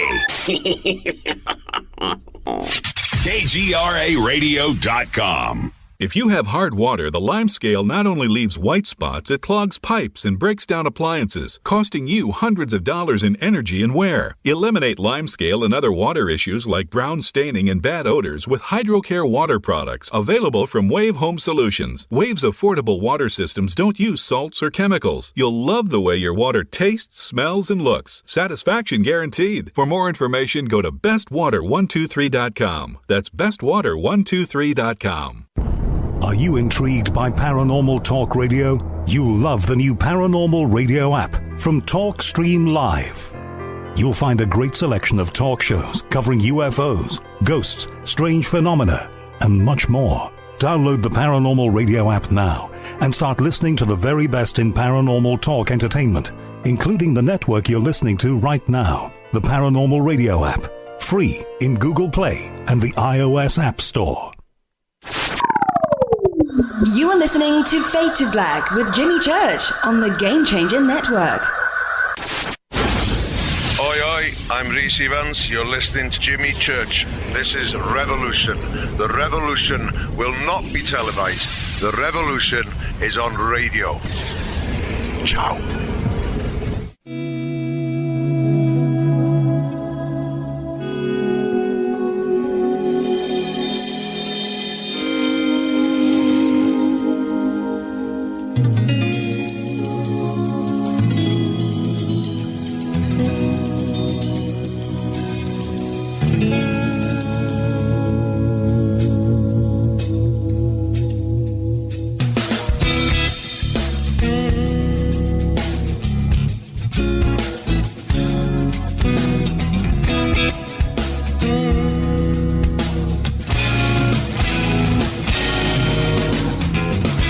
Welcome back, Fade to Black.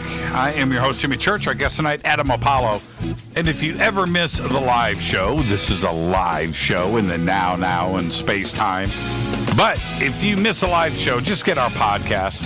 Go over to jimmychurchradio.com, click on that podcast banner. It's just $2 per month. You help support the show, and you also get over 1,200 shows in the archive, including past shows with Adam Apollo. Now, Adam, okay. Before we jump into consciousness, I posted yesterday, I mentioned it last week on the show. I listed my top 30 bands that popped into my mind first, right? 1 through 3. I just typed, it took 3 minutes, and every band that just popped in my head, I put it in the list, right? Okay. Not in any particular order. My last band was the Rolling Stones, right? So it's not in any order. But the band that popped into my mind first was posted there. And when I ask you that question, when you think of a band, the first band that pops into your consciousness, who is it? The first one. The first one. That's funny because when you were saying it, it actually popped into my head. And the band is Metallica. There you go. And it's funny because I had several Metallica songs like just show up in my head today out of the blue. And I used to I still love Metallica. I mean, seriously. Right. And I just love being on your show too, because, you've always got some really rock and heavy metal here and there. And I can really get down with that and enjoy that. It's not my general listening preference, but thank you very much. You know what's funny? I'm glad you said Metallica. Metallica didn't make my list. They didn't pop into my head. I just did the bands that popped into my head, right? And and I get to the end, so I post the list and the feedback from everybody. How could you forget about? How could you? Right? Metallica's not there. Aerosmith didn't make the list. And really? Wow. They didn't pop into my head. I didn't do my top 30, right? Number 1 through 30 ranking. I just posted a list of the bands that popped into my head in 3 minutes.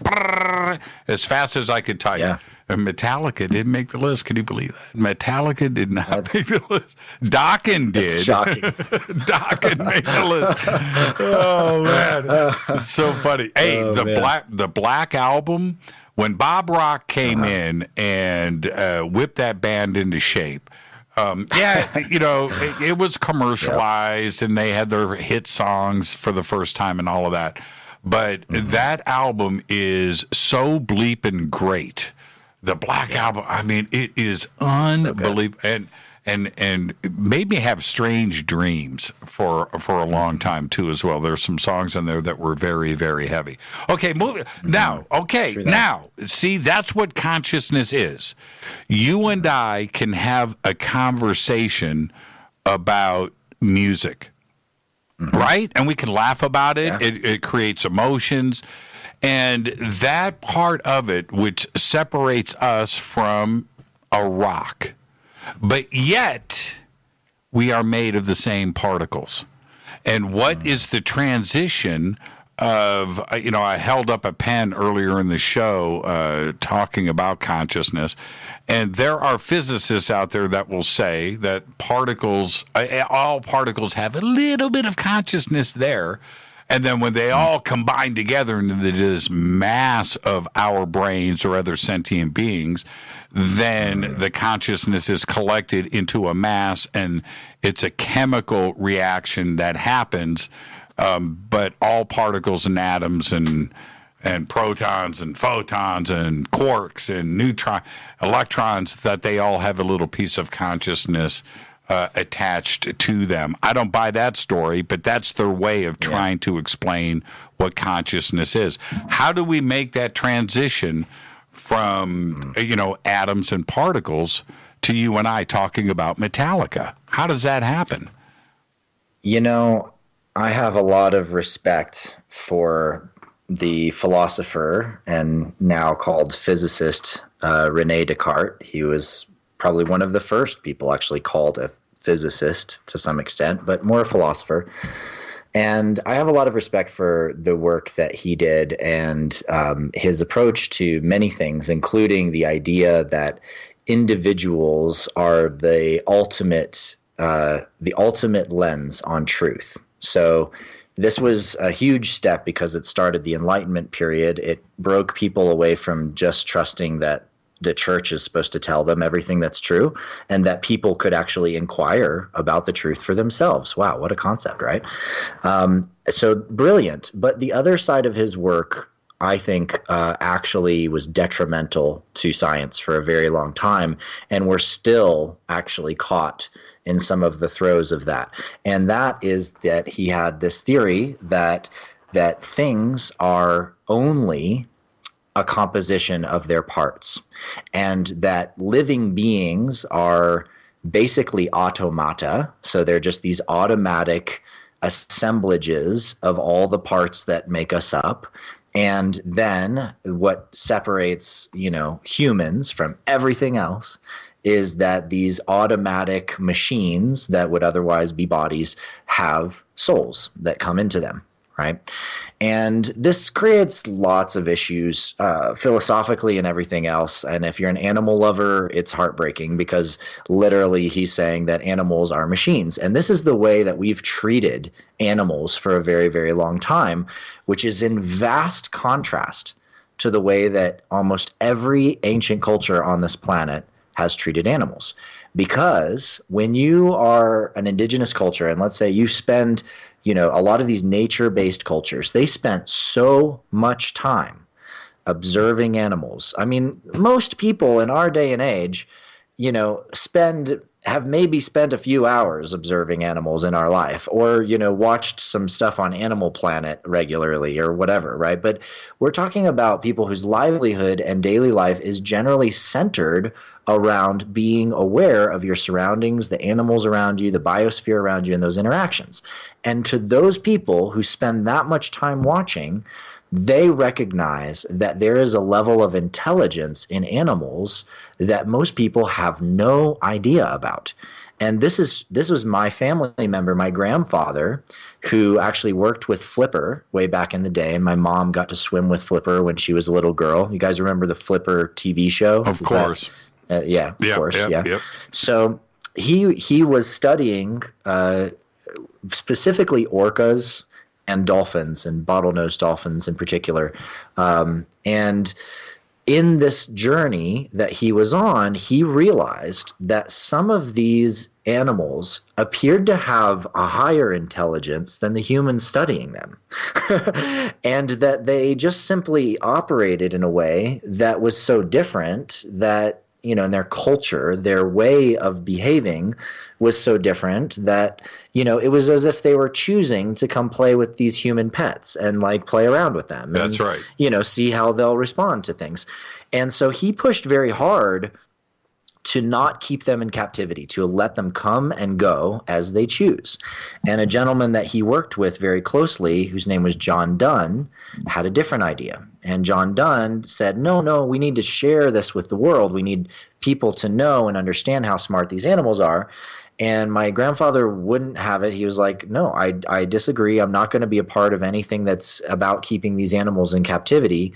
John Donne went on to found SeaWorld, and my grandfather went on to write lots of books. And so, in my own lens, I've seen in my life, and through studying indigenous culture, my own relationship as a half Irish person to my Druidic cultural roots and the Tuatha De Danann and so on, as well as running with indigenous elders across the country and smoking the White Buffalo Peace Pipe with Orville Looking Horse, the chief of the Lakota Nakota Sioux, and doing prayer runs with youth across the country carrying eagle staves.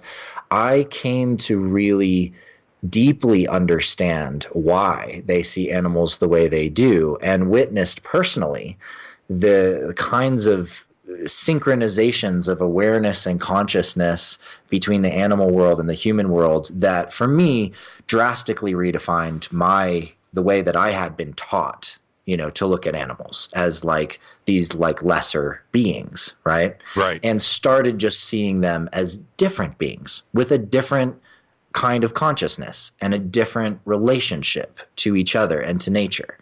And that was a big breakthrough for me. I often really think, shifted my life. Yeah, I often think when I'm on the phone or talking with friends or with you, and we're discussing the complexities of space-time, and my dog is lying at my feet going, space-time, you just don't get it, man. Exactly. Yeah, come on, man. Yeah, man, we went through that a long time ago, bro. You got a ways to go. Yeah, I'm exactly. being serious too. I am not in any way joking about that. And cats are a whole nother discussion, man. They brought us here. They created us to make sure that they have a good existence. Yeah, well, the Egyptians would say that for sure. Yeah. 100%. But how does, and I know you've thought about this a lot, that's one part of physics we discussed earlier, that they recognize consciousness, but they want to take the easy road out by just saying it's a chemical reaction. That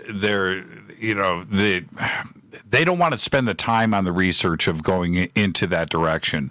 How is consciousness developed? Is it something that exists in balls of energy out in the universe, and it just happens to come and find you and I as meat suits to exist in?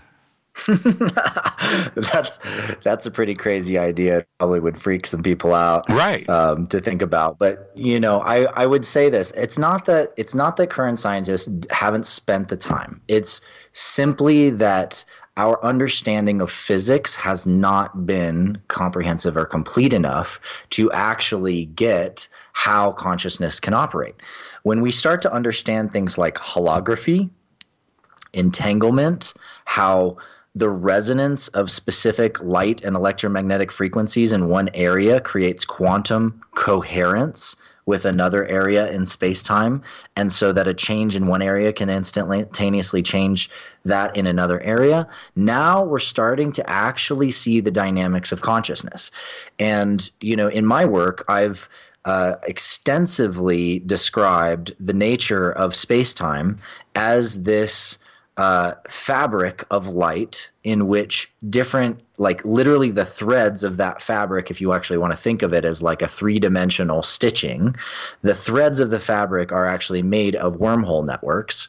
And the entire structure of space-time is entangled with itself. In other words, it's all threads that are interconnected. And when areas of one part of the structure and the threads vibrate in a certain way, and this is where it links to string theory insights, when there's vibration in one area of space-time, and that synchronizes with vibration in another area of space-time, the two operate as if there's no distance between them.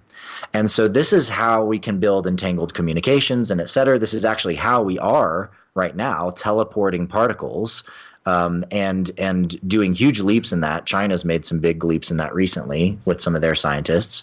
However you feel about China, they're pretty freaking smart guys when it comes to science. And the ability to jump these particles through space is actually just about creating a field in one area and in another area that synchronize, that connect. And this is also the kind of key to stargates and to faster than light travel too. Although with a stargate, it's a little bit more like you've got this giant wheel on another planet, big, like straight out of the movie Stargate or SG-1, this big, ring. And that ring is literally creating a vibration sequence that is designed to exactly match the electromagnetic energy vibration sequence of another ring, which forces the space-time between the two rings, like in other words, the plane of the ring over here and the plane of the ring over here, start operating at a quantum scale as if they are the same space. And this is what creates this sort of diaphragm between the two locations, allowing an object to pass through it as if it was literally walking through a doorway and out the other side. Now, what does this do? Well, hold on. Yeah, let me jump in there.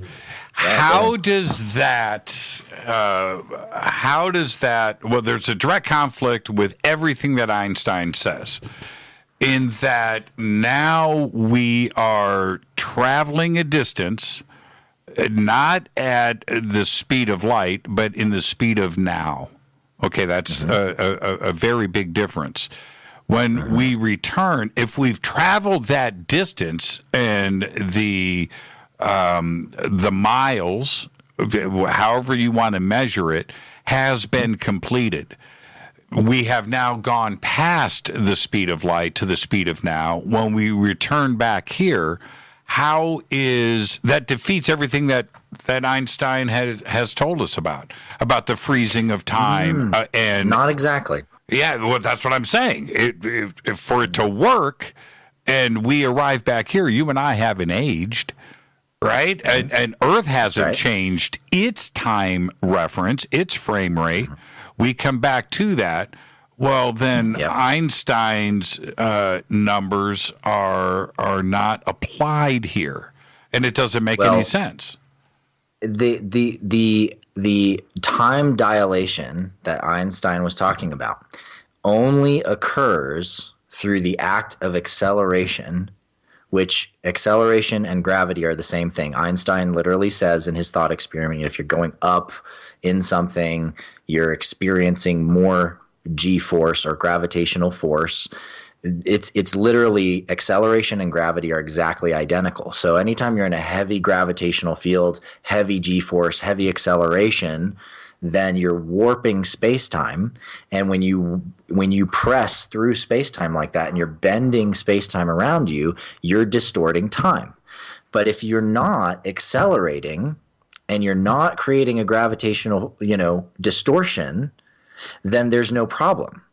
And Einstein actually came to this because he had two papers. One was with Rosen, and Einstein and Rosen came up with this idea that it would be possible under certain conditions to create a bridge between 2 points in space-time where energy could pass from one place to the other, and they called it a wormhole, right?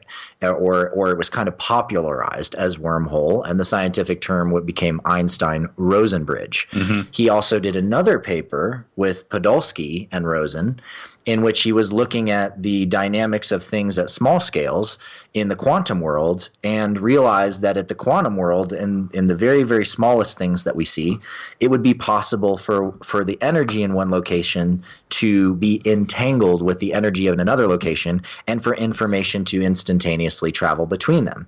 Now, they never really reconciled these two papers, but recently in modern times, a lot of physicists, including John Wheeler, who's the guy who really wrote the book on gravity that is taught at all colleges. It's a gigantic book, by the way. It's very expensive and painful to carry around.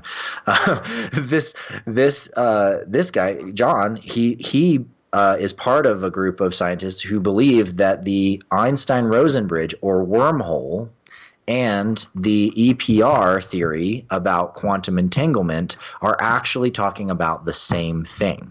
That entanglement is based on the fact that space-time might be made of micro wormhole networks. And that very, very well matches up with my physical description of space-time. Okay, so if you take the time, however short it is, to walk through the door or a warp drive, whatever it is where we are now moving around the obstacles of faster than light travel or up to the speed of light. We're now walking around that. Okay? All right. Yep. So, but there is an element of time that has to happen, as small as it is, to travel in the now, right? To step through the Stargate or to use a warp drive or whatever. There's still a small amount of time. The smaller that amount of time is, the particles, you and I, still have to move from point A to point B. Mm-hmm. So that we are not at the speed of light. We are moving so fast that we don't even notice it. It is instantaneous. Yeah, it's jumping. So what I am suggesting here is that when you come back to Earth, the equations of traveling at the speed of light and coming back to Earth and time traveling into the future, we would come back to Earth and it would be so much speed and such a short amount of time involved that Earth would be 1 trillion years in the future and not even exist to return to come back to. That's the part that I'm saying, if we stay with Einstein's equations, no matter how short that time is of stepping through the Stargate, you're still transporting. You're not moving at the speed of light or faster than light. Yeah, that's not exactly correct because you're never accelerating. So because you're not creating acceleration, so you're not pushing your way through the fabric, you're not distorting time. The only area where the equations in general relativity work with time dilation and distortion is between relatively standing still and going the speed of light, and it's about accelerating up to different speeds in that direction. Understood. Once you're on the other side of the light barrier, time doesn't pass, and also there's no mass. And the positioning of, say, a Stargate on one planet and another planet forming a bridge between those two locations, literally it is as if the space in one of the gates and the other space in the other gate are the same location. It's not, there's no travel, there's no distance between them. So when you step through it, you're just there, like on the other side, as if you're just moved right through this envelope that is like a quantum plenum that allows this leap to happen. And that's functionally how it works from every standpoint, including advanced theoretical physics and everything else. And so it's only Einstein's issues in that paradox only exist in the conditions where you're trying to accelerate. And during the time of Einstein and most of the 20th century and up till now, most space travel has been thought of as only being possible through accelerating. And this is how, certain really well-known scientists have said space travel is impossible and we can't go to other stars. We'll never survive. There must not be extraterrestrials because there's no way they could make it here and back. Why would they do it? It'd be pointless. They must be coming for our resources. But all of these involve very fundamental fallacies because they don't take into account the capacity of information traveling faster than light. And when we say information can travel faster than light, that also means that matter can as well, in certain conditions, in a way when it's not pushing against the surrounding space. Now, we all experience this because we all experience entanglement with each other.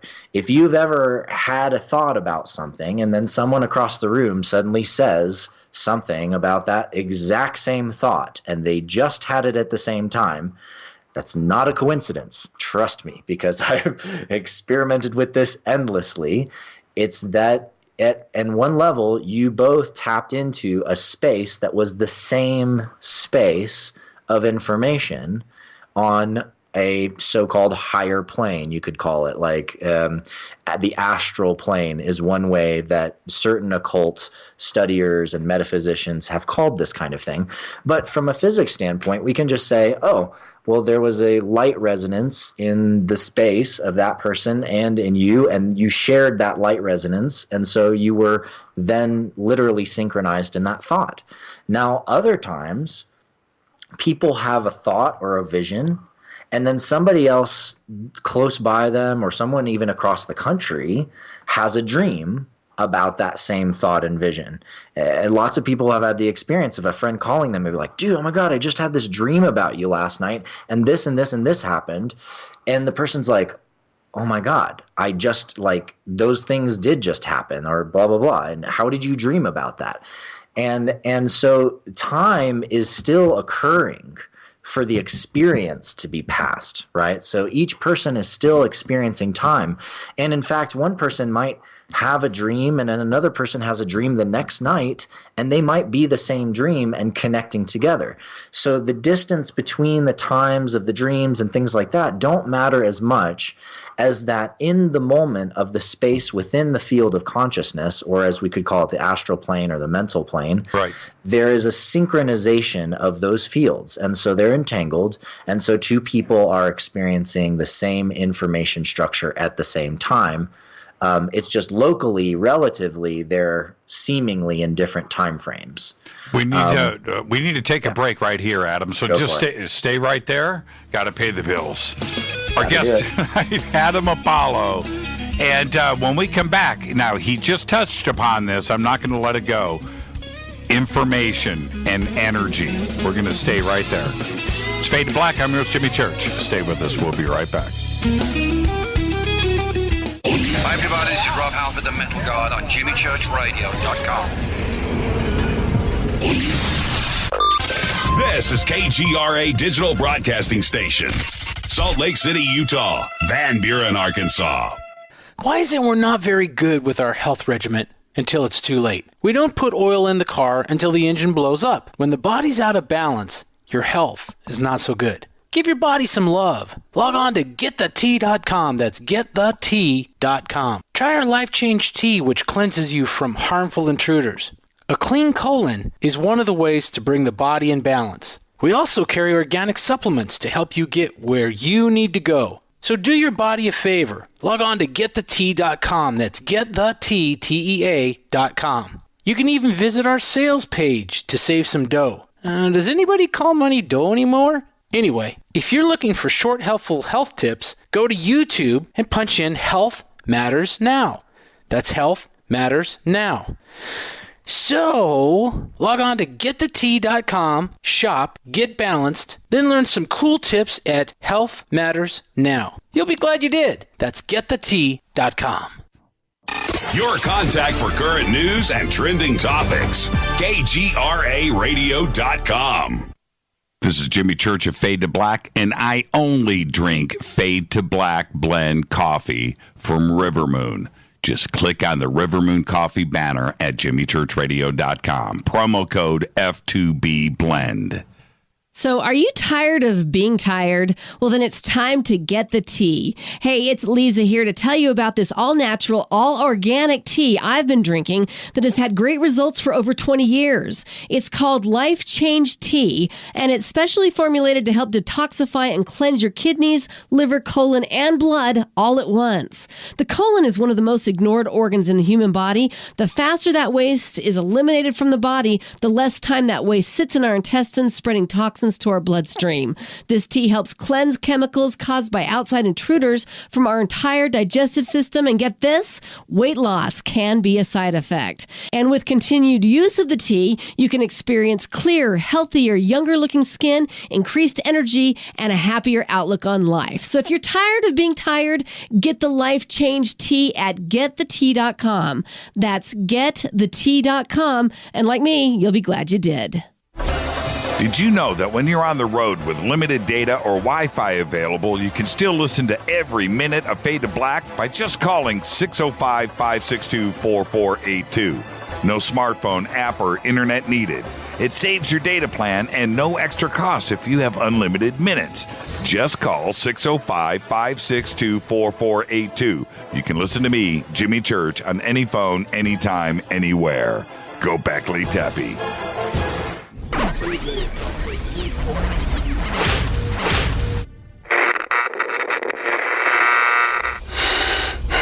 You want to know a secret? I love ponies. I really love ponies. I'm serious. I couldn't stay sane without ponies to brush. Why Fade to Black? Because you never got that pony, damn it. This is Fade to Black with Jimmy Church on the Game Changer Radio Network and KGRA, the Global Radio Alliance.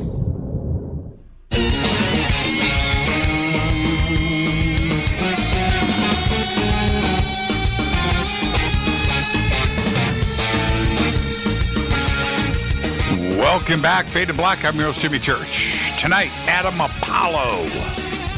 What a great conversation. And I'm looking at the clock. I'm going to warn Adam now. We've got one segment left, but I got the feeling we're going to head into overtime. So, Adam, I hope you have some extra coffee, because in about 20 minutes, I'm going to say, dude, we can't stop this conversation. We're going to have to continue. So, this is the point where I think most of us start to ask a couple of very fundamental, I use the word fundamental, we're talking about physics, I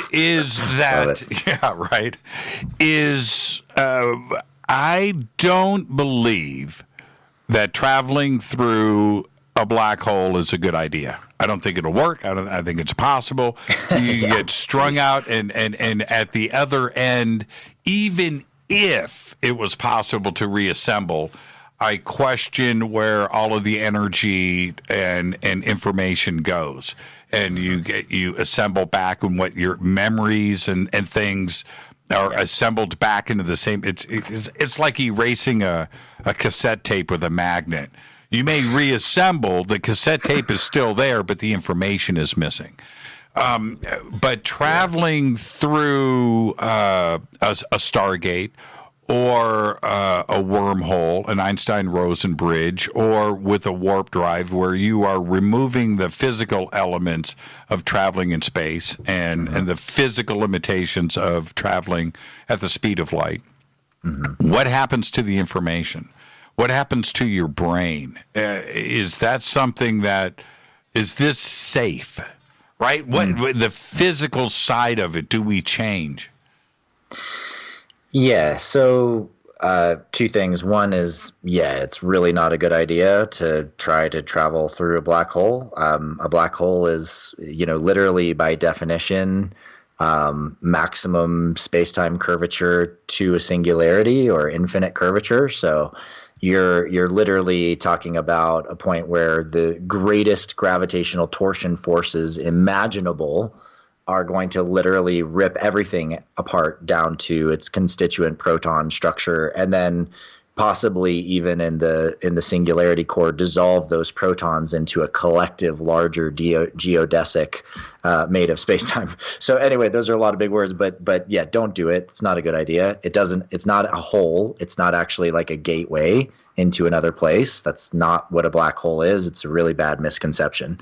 But a wormhole, now that's something very different. And like I said, that it requires certain kinds of conditions, but you can think of a wormhole like the kind of classical model of explanation is, you take a piece of paper and you say, okay, I'm over here on the left side of the piece of paper and I'm trying to travel to the right side of the piece of paper. So the two ways for me to get there, one would be to draw a line across the whole paper. That's traveling and that's pushing through space-time. It requires, in this case, ink, but jet fuel and fire blowing up behind you and all these things to push your way over there. Or what if there was a way to take that location on the other side of the paper and you bend the paper in half and you put the 2 points together and you poke a hole between? Well, that's more like what traveling through a wormhole or a Stargate looks like. It's literally taking the position in space in one area and it's matching it to the position in space in another area. And now if this is done properly and you are literally creating an open window between those two spaces, there isn't really anything that you're passing through. So there's not actually like a wall or something that's dematerializing you and rematerializing you on the other side. Everything about you, your body, your consciousness, your whatever, your vehicle, the little cart that you're bringing with you, your dog, all of these things stay completely consistent. And it's literally you're just literally walking through a window, like you're stepping through that hole that's in one side of the paper to the other side of the paper. And so there's not actually any occurrence that goes on. And this is the same kind of thing in creating an envelope around a spacecraft that's isolating the inside of that craft from the external space-time, is that, there's nothing is really off inside of that space. I mean, the only thing that's different is you have to create your own artificial gravitational field inside of the craft if you want there to be gravity on the inside of it, because once you isolate it from all external sources of gravity, there's no more planetary gravity, any other gravitational well, solar or otherwise, affecting you. So you're in your own zone. And so you want to make your own gravity, and that little envelope that's separating you from the surrounding space, when you move around, it doesn't have any influence on that surrounding space-time, which also means that if we look at this realistically, that kind of drive has to be turned off when you come into an atmosphere and you actually want to land or something like that. If you want to land, you're going to have to turn off that drive, because otherwise you just go straight through the Earth. You'd go right through. There's no matter interaction that's going to affect that craft, which is kind of like, think of it as like an invincibility force field. But instead of a force field, think of it literally as if it's a separate space-time. It's literally in its own space-time that's separate from the surrounding space-time. And I don't know how to say it other than that now. And I know, and I've seen this concept demonstrated by so many different researchers and scientists, where they literally pick up a piece of paper and poke a pen through it, right, and fold it in half. And I get that, but if the space on the piece of paper, and you're going to that point, aren't the planets and the stars that are on that paper, aren't they being folded too? Wouldn't we see them move in space? Yeah, it's actually why it's really a bad example, because it doesn't actually communicate it, because you're not actually taking that region in space and pulling it all the way over to you.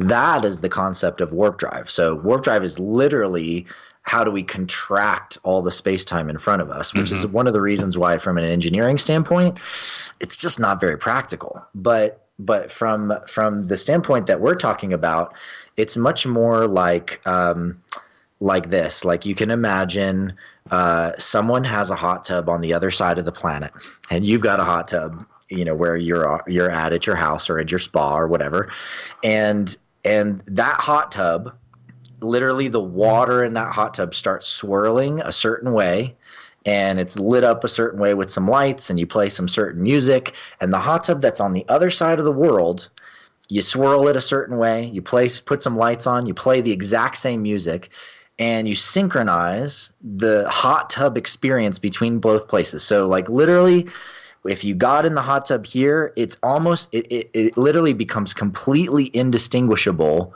from being in the hot tub in the other place.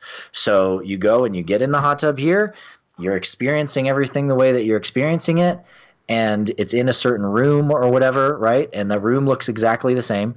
And then you get out of the hot tub and you walk out of the room, but you're not at your location anymore. You're actually on the other side of the planet. So it's like that. It's like two spaces being so similar, so connected, and that's what these like Stargate portals do. So connected and so similar that the space is literally becomes the same space. So when you walk through it, you're just on the other side. Yeah, I saw that movie back in the 70s. It was pretty good. Hey, the answers to this, when I keep going back to it's got to be simple. I wrote last week about this. It's funny that we're talking about it now, because I wrote last week that in 1965, Frank Herbert, in Dune, tackled this very subject, 50 years ago. And he tackled it with something simple as a spice, right? Melange. And it may be complex engineering. It may take a machine. There may be that part of it, but there may be something else that is involved, like consciousness, to make this happen. Frank Herbert did it elegantly and easily with the spice, and maybe it's used as a metaphor. But could it be something that simple?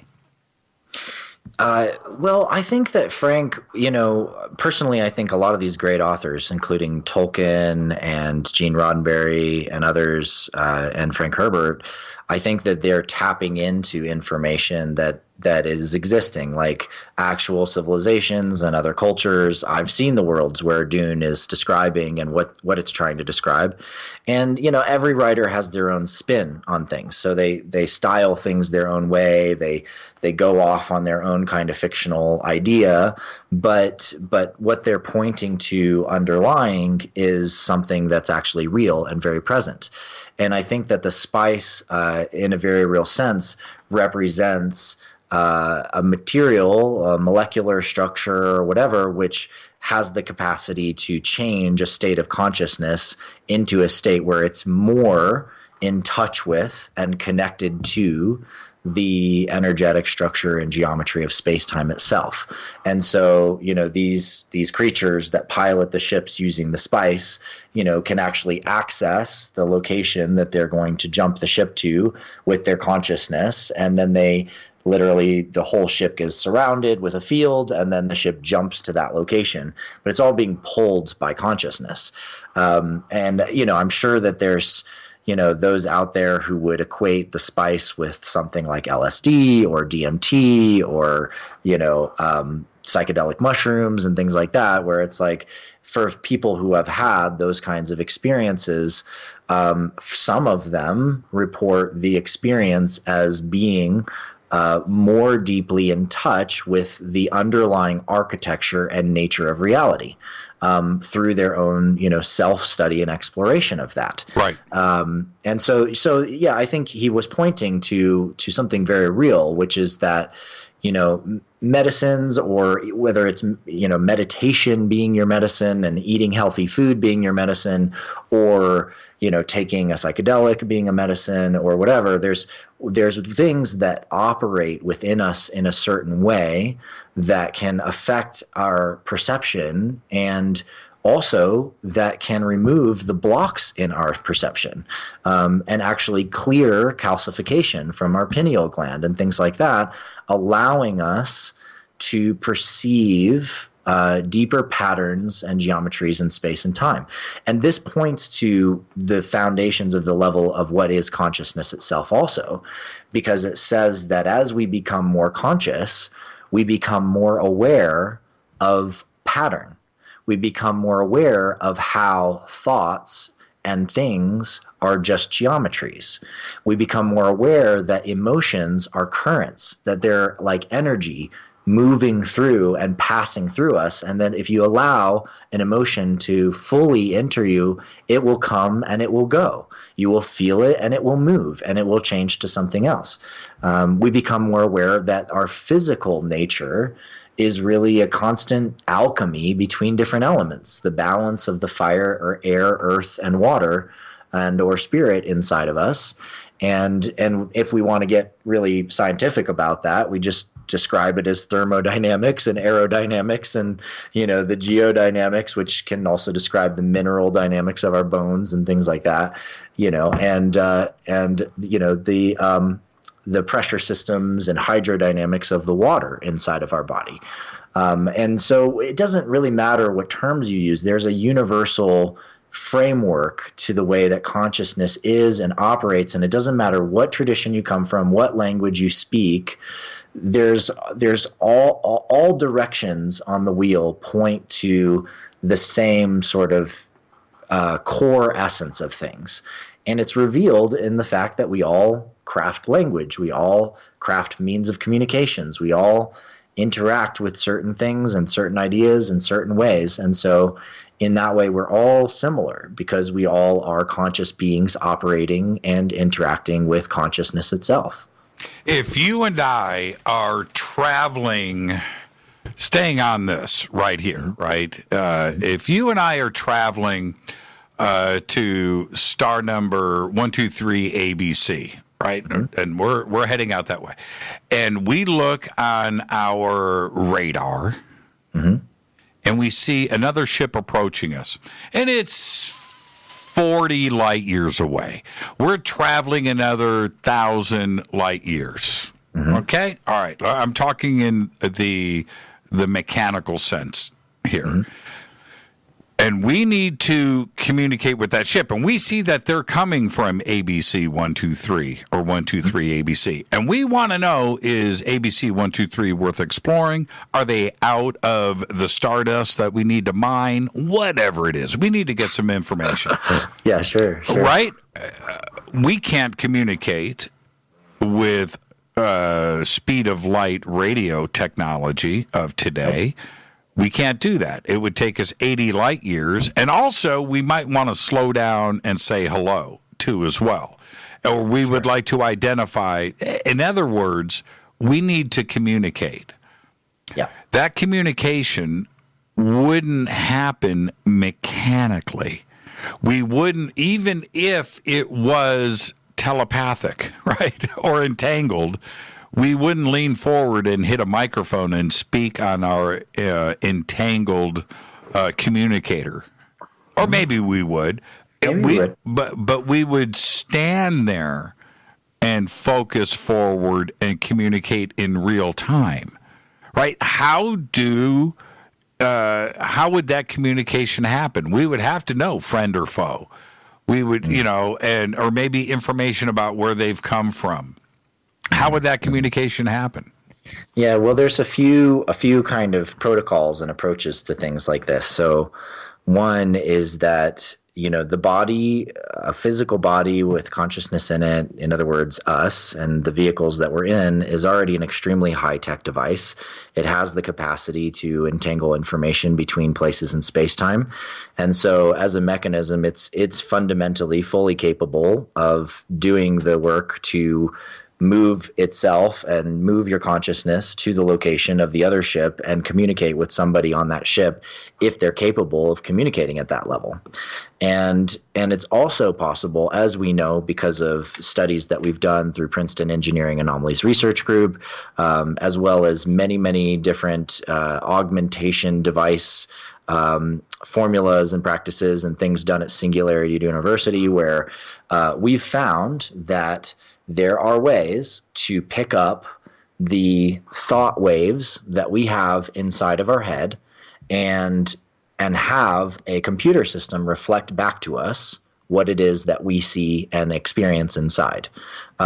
This has been done as simply as using thought for somebody to draw something on a monitor, all the way to, as my friend Patty Rangel was working on in her work at NASA and Singularity University, they were actually working with piloting and moving things in another location by using thought forms to operate avatars in Second Life. Right. This was back in the days where Second Life was still, a big thing. Right. And so we know that external technology can magnify and augment our internal technological capacities. We're just babies at it, basically, at this point. But with some practice and, some work on that, what we'll find is that augmentation not only works with just conscious thoughts of trying to move a line or doing things like that and translating language, but also works to translate information that we may get telepathically or astrally, because it's the same exact mechanism. So in this sort of advanced civilization that's around the galaxy, a lot of the technology is not designed to do fantastic, amazing things, that we can't do. It's designed to augment the abilities that are already inside of us and maximize the ability of consciousness to interact and work with those technologies. So one is that we would probably, to reach out to that other ship as we're going to jump to that star, and we don't want to jump into their ship or whatever. So we're just going to check the region of that star. So we do a projection, and the ship, in feedback to you in the pilot seat, is giving you a holographic heads-up display showing you the region that you're projecting in your mind to look at. Because space is big. I mean, it's infinite, right? Yeah. And so we would be potentially making that entangled contact with an infinite number of beings that had that same capacity. Not exactly, because there's a key to that. So the same way that we have phone numbers, I love being corrected by the way you do it so politely. Oh, thanks, I appreciate it. But you're on the right track. I mean, that's what you're on the right track. And the thing is just like we have phone numbers and we dial a specific phone number, or when we join a Zoom meeting, we join a specific number meeting, or Skype line, we use a specific address to reach somebody. There's a similar kind of addressing system in the galaxy, and it's symbol-based. So each ship has a specific sigil, is what I like to call it, because it's the old Nordic word for symbol, and it actually represents a symbol which inherently contains information within it that points to the nature of the object. And so not only does every ship have a symbol, but there's kind of larger categories. So every species has a symbol, every planetary system has a symbol. And when you go down, it's not only the ships, but command units, all the way down to individual people. Every person has their own light language sigil, which represents a way for other people to be in touch with them or connect with them. The best thing that we can use to think of something we have on Earth that's similar is like logos, right? So every company has a logo.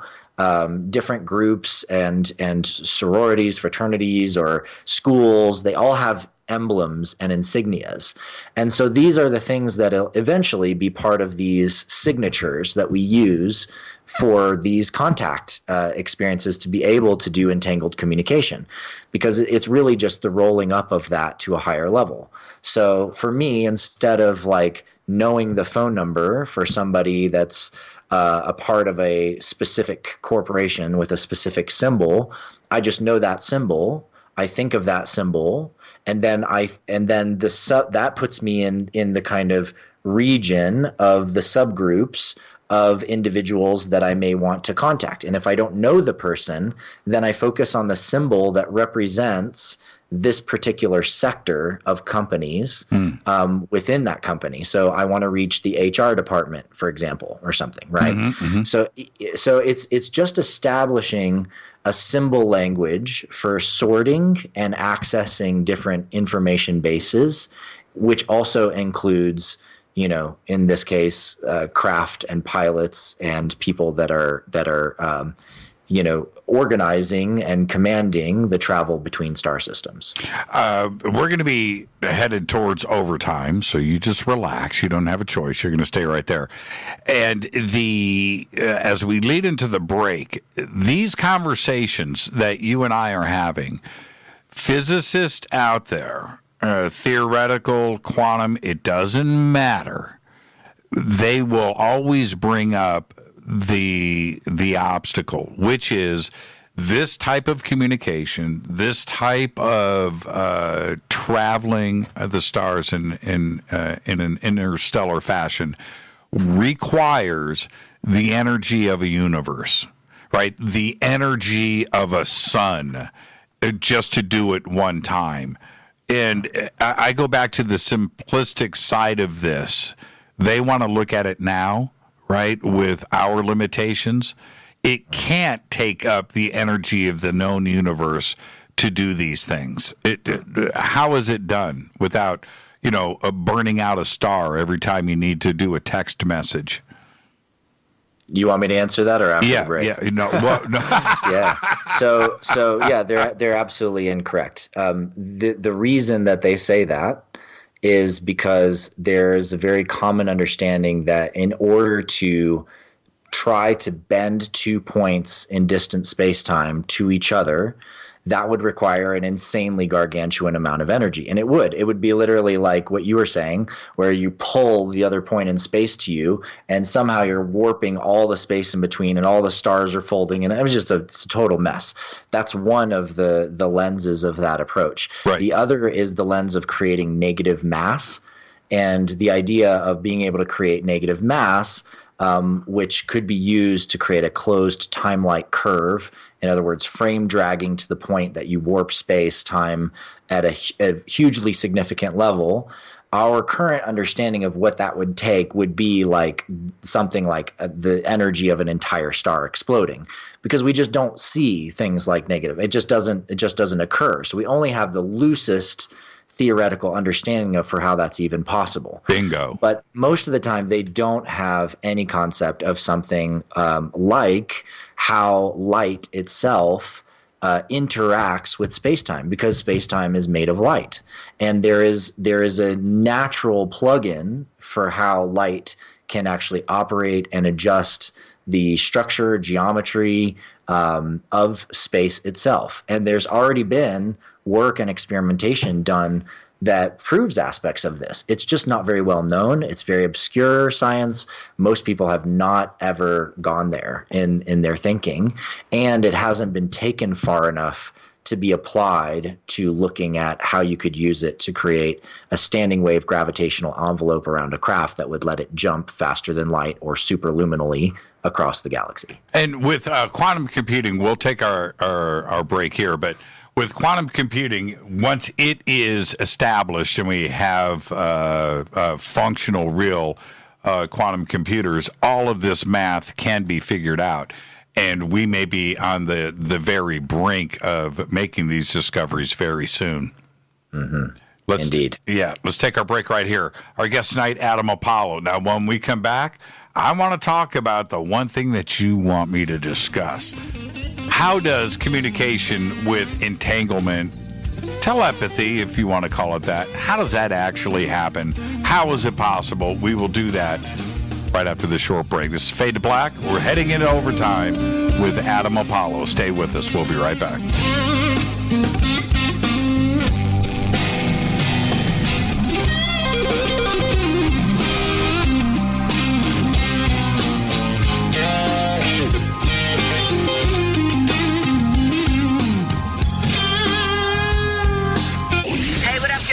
Vivica Fox here, and you are listening to my boy, Jimmy Church, on JimmyChurchRadio.com. Despite popular opinion, reading a book will not make you smarter. But listening to Jimmy Church will. This is Jimmy Church of Fade to Black, and I take Life Change Tea supplements every single day. It's what I do. Click on their banner at JimmyChurchRadio.com. When you take the beans from Central America with dashes of Indonesian and African mixed in and then roast it to the dark side of Fade to Black, you create the ultimate brew of fringe. Introducing the Fade to Black blend from Rivermoon Coffee. Yes, Rivermoon's darkest customized roast was created for the love of Fade to Black. The alchemy of masterful roasting and smoking the beans is in every sip of this full-bodied, dark Java. I need my coffee dark, deep, with distinct bittersweet chocolate highlights, just like the bunker. Leaning further into the darkness of the roast is Fade to Black blend from Rivermoon Coffee. Just click on the banner at JimmyChurchRadio.com and use the promo code F2BBLEND for 15% off of your order today. Go Beckley Teppy. Hello, my name is Billy Carson, and I am a best-selling author and the founder of ForbiddenKnowledge.tv. Together with my team, we have built an all-new conscious streaming TV platform designed with every family member in mind. If you have ever wanted to travel the world and attend lectures and workshops from your favorite speakers but weren't able to, look no further. ForbiddenKnowledge.tv. There are dozens of workshops and lectures from speakers you know and love. We have also included amazing categories to ensure that your consciousness is entertained and elevating on a daily basis. Amazing interviews, ancient history, ascension knowledge, wisdom teachings, documentaries, conspiracies, mysteries, health and fitness, conscious cooking, meditations, finance, yoga, and so much more. To start your free trial on any mobile device or computer, surf to ForbiddenKnowledge.tv. That's Forbidden Knowledge with the number 4, ForbiddenKnowledge.tv. Again, visit ForbiddenKnowledge.tv today. Are you intrigued by Paranormal Talk Radio? You'll love the new Paranormal Radio app from TalkStream Live. You'll find a great selection of talk shows covering UFOs, ghosts, strange phenomena, and much more. Download the Paranormal Radio app now and start listening to the very best in paranormal talk entertainment, including the network you're listening to right now, the Paranormal Radio app. Free in Google Play and the iOS App Store. Erica, Brittany, Gabby, and you're listening to JimmyChurchRadio.com. It's not a lifestyle we chose. We were born this way. KGRARadio.com.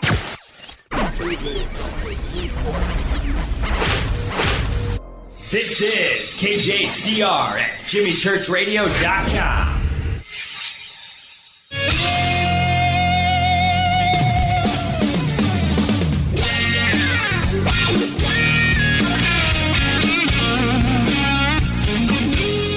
Welcome back, Fade to Black. I'm your host, Jimmy Church. Our guest tonight, Adam Apollo, going into overtime.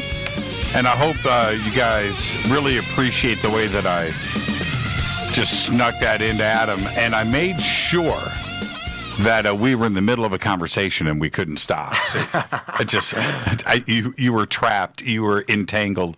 It's all good, Jimmy. I love being on here with you. I will have to wrap it up in this segment, though, because we're got done. An early morning, and I'm doing a big presentation for live Disclosure Fest online events tomorrow. Oh, you're doing that? Wait a minute. I'm doing that with you. We're doing that together. I think you're right. Yeah, I'm on at I'm on at the 2 p.m. Pacific time. I forgot all about presenting the Unified Harmonic Matrix. You know what's funny is that's how the universe works. Right there. That's how the universe works. I forgot all about it. You forgot, but tomorrow, and you being on the show has nothing to do with tomorrow. That's bizarre. I forgot all about. I'll see you tomorrow too. Yeah, well, I have an early morning and some business meetings before that presentation, so I'll have to call it after this round. But go ahead with your question. No, man. actually, we're going to go to midnight. We're going to go for 2 more hours. We did that till what, 2 a.m. last time? Yeah, we did. Or 2? We did. Yeah. Okay, now. Isaac Arthur, who I respect, I call him a friend because he is, but he's a brilliant mind, and he appreciates all that is going on out there and his exploring of the Fermi paradox and communications and Dyson spheres and colony starships, all of these concepts, right? Okay, but when I talk to him about real-time communication and entanglement, he shoots me down. And the reason why he does, and I have to listen to him because he's got all the professional accolades that are behind him. I don't have any of those. He's got a bachelor's in physics. Yeah, exactly.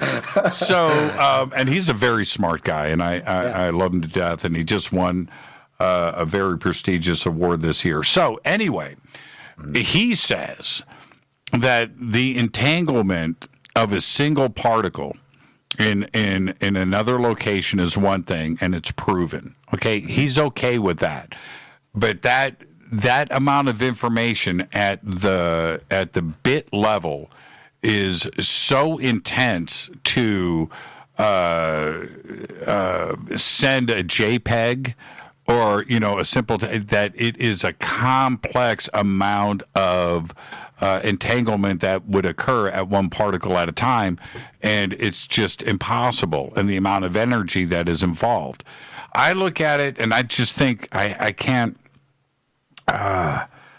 say that he's wrong because I don't have anything to prove it. But my thought is this: that the entanglement doesn't happen with one particle at a time.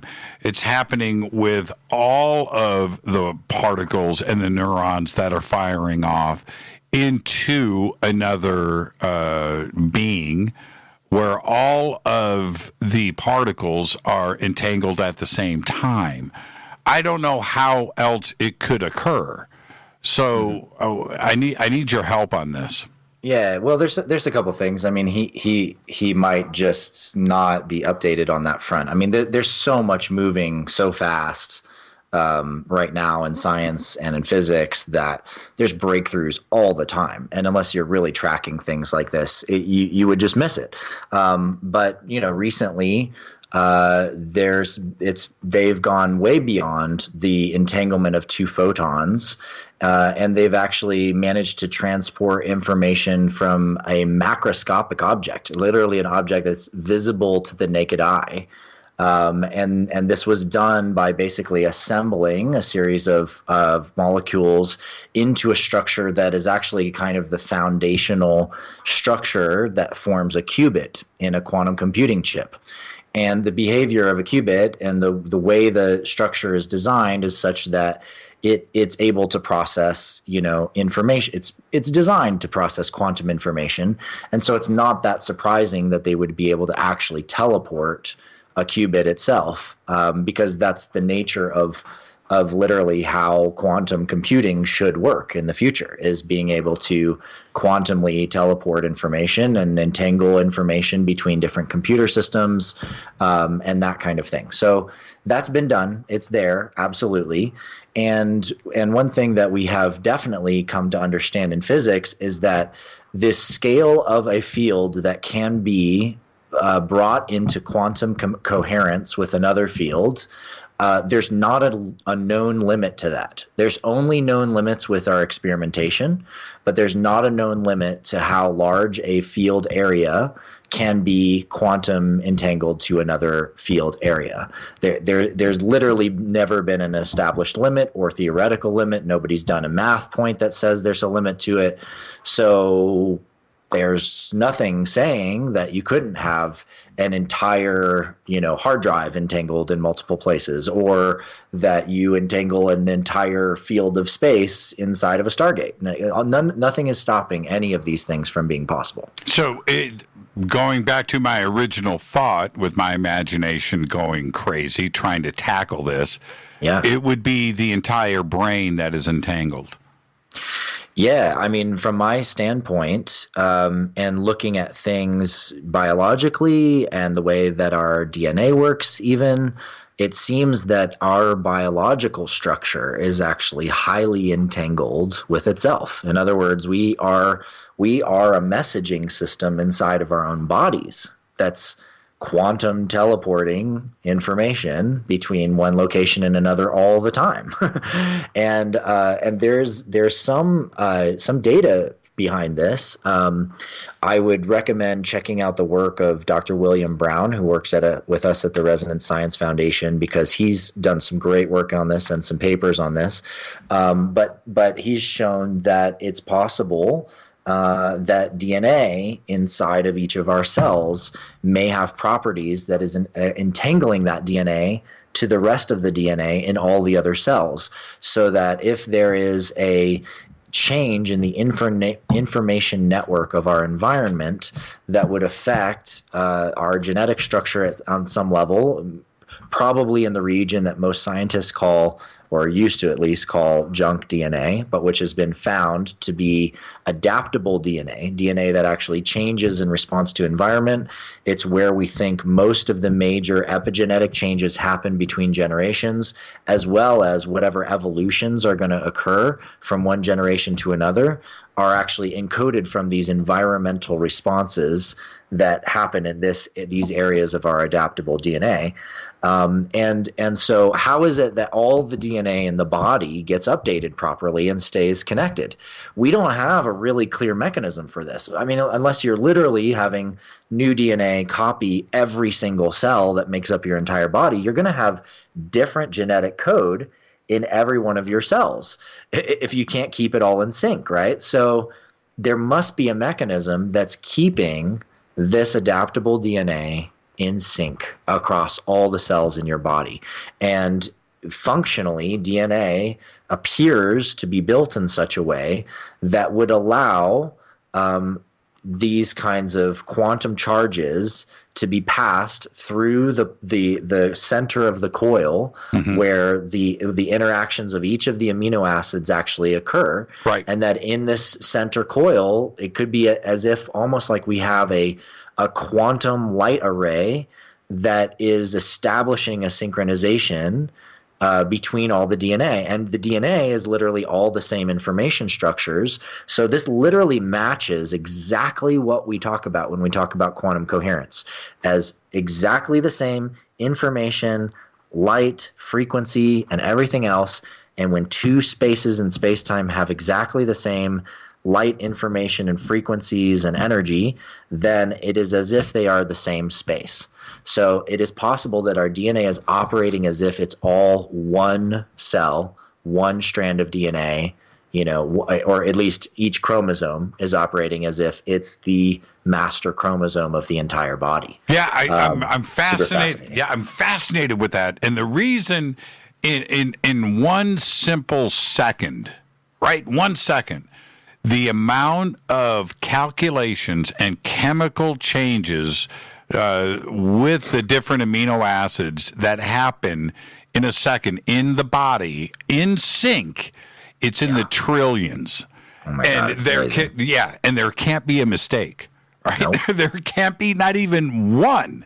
You wouldn't be able to blink your eyes. You wouldn't be able to walk. You wouldn't be able to sit up. You wouldn't be able to. If anything went out of sync, every single amino acid knows exactly what to do. It blows my mind. I wanted to ask you this. Let's close out with a little bit of philosophy, if we may.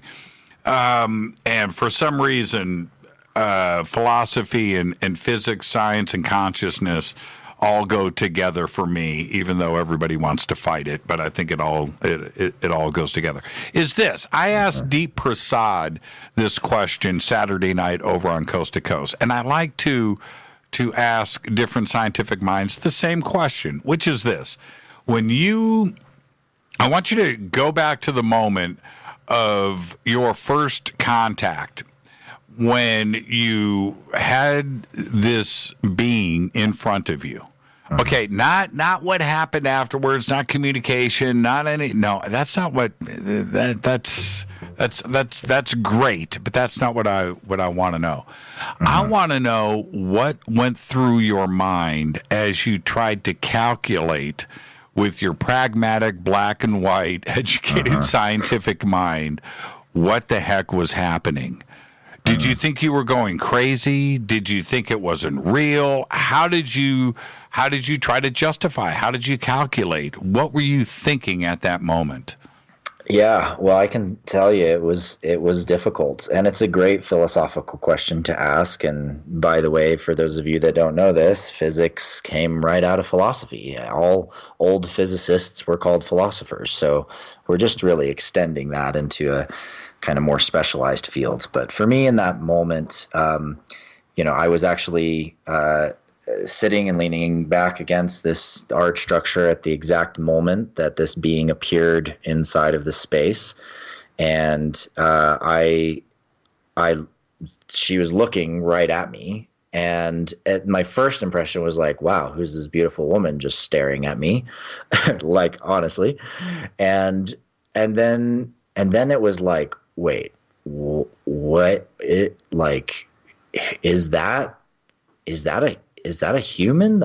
I got up and I walked over closer to her, and I literally, as I got closer, I'm looking at what she's wearing and the robe she's got on and the look in her eyes, and then I start to notice that the bone structure in her face is not human. Like, she doesn't have the end point to her eyebrow bones that most humans do. Like, literally the cavity of where her eye socket is goes further back towards her temples.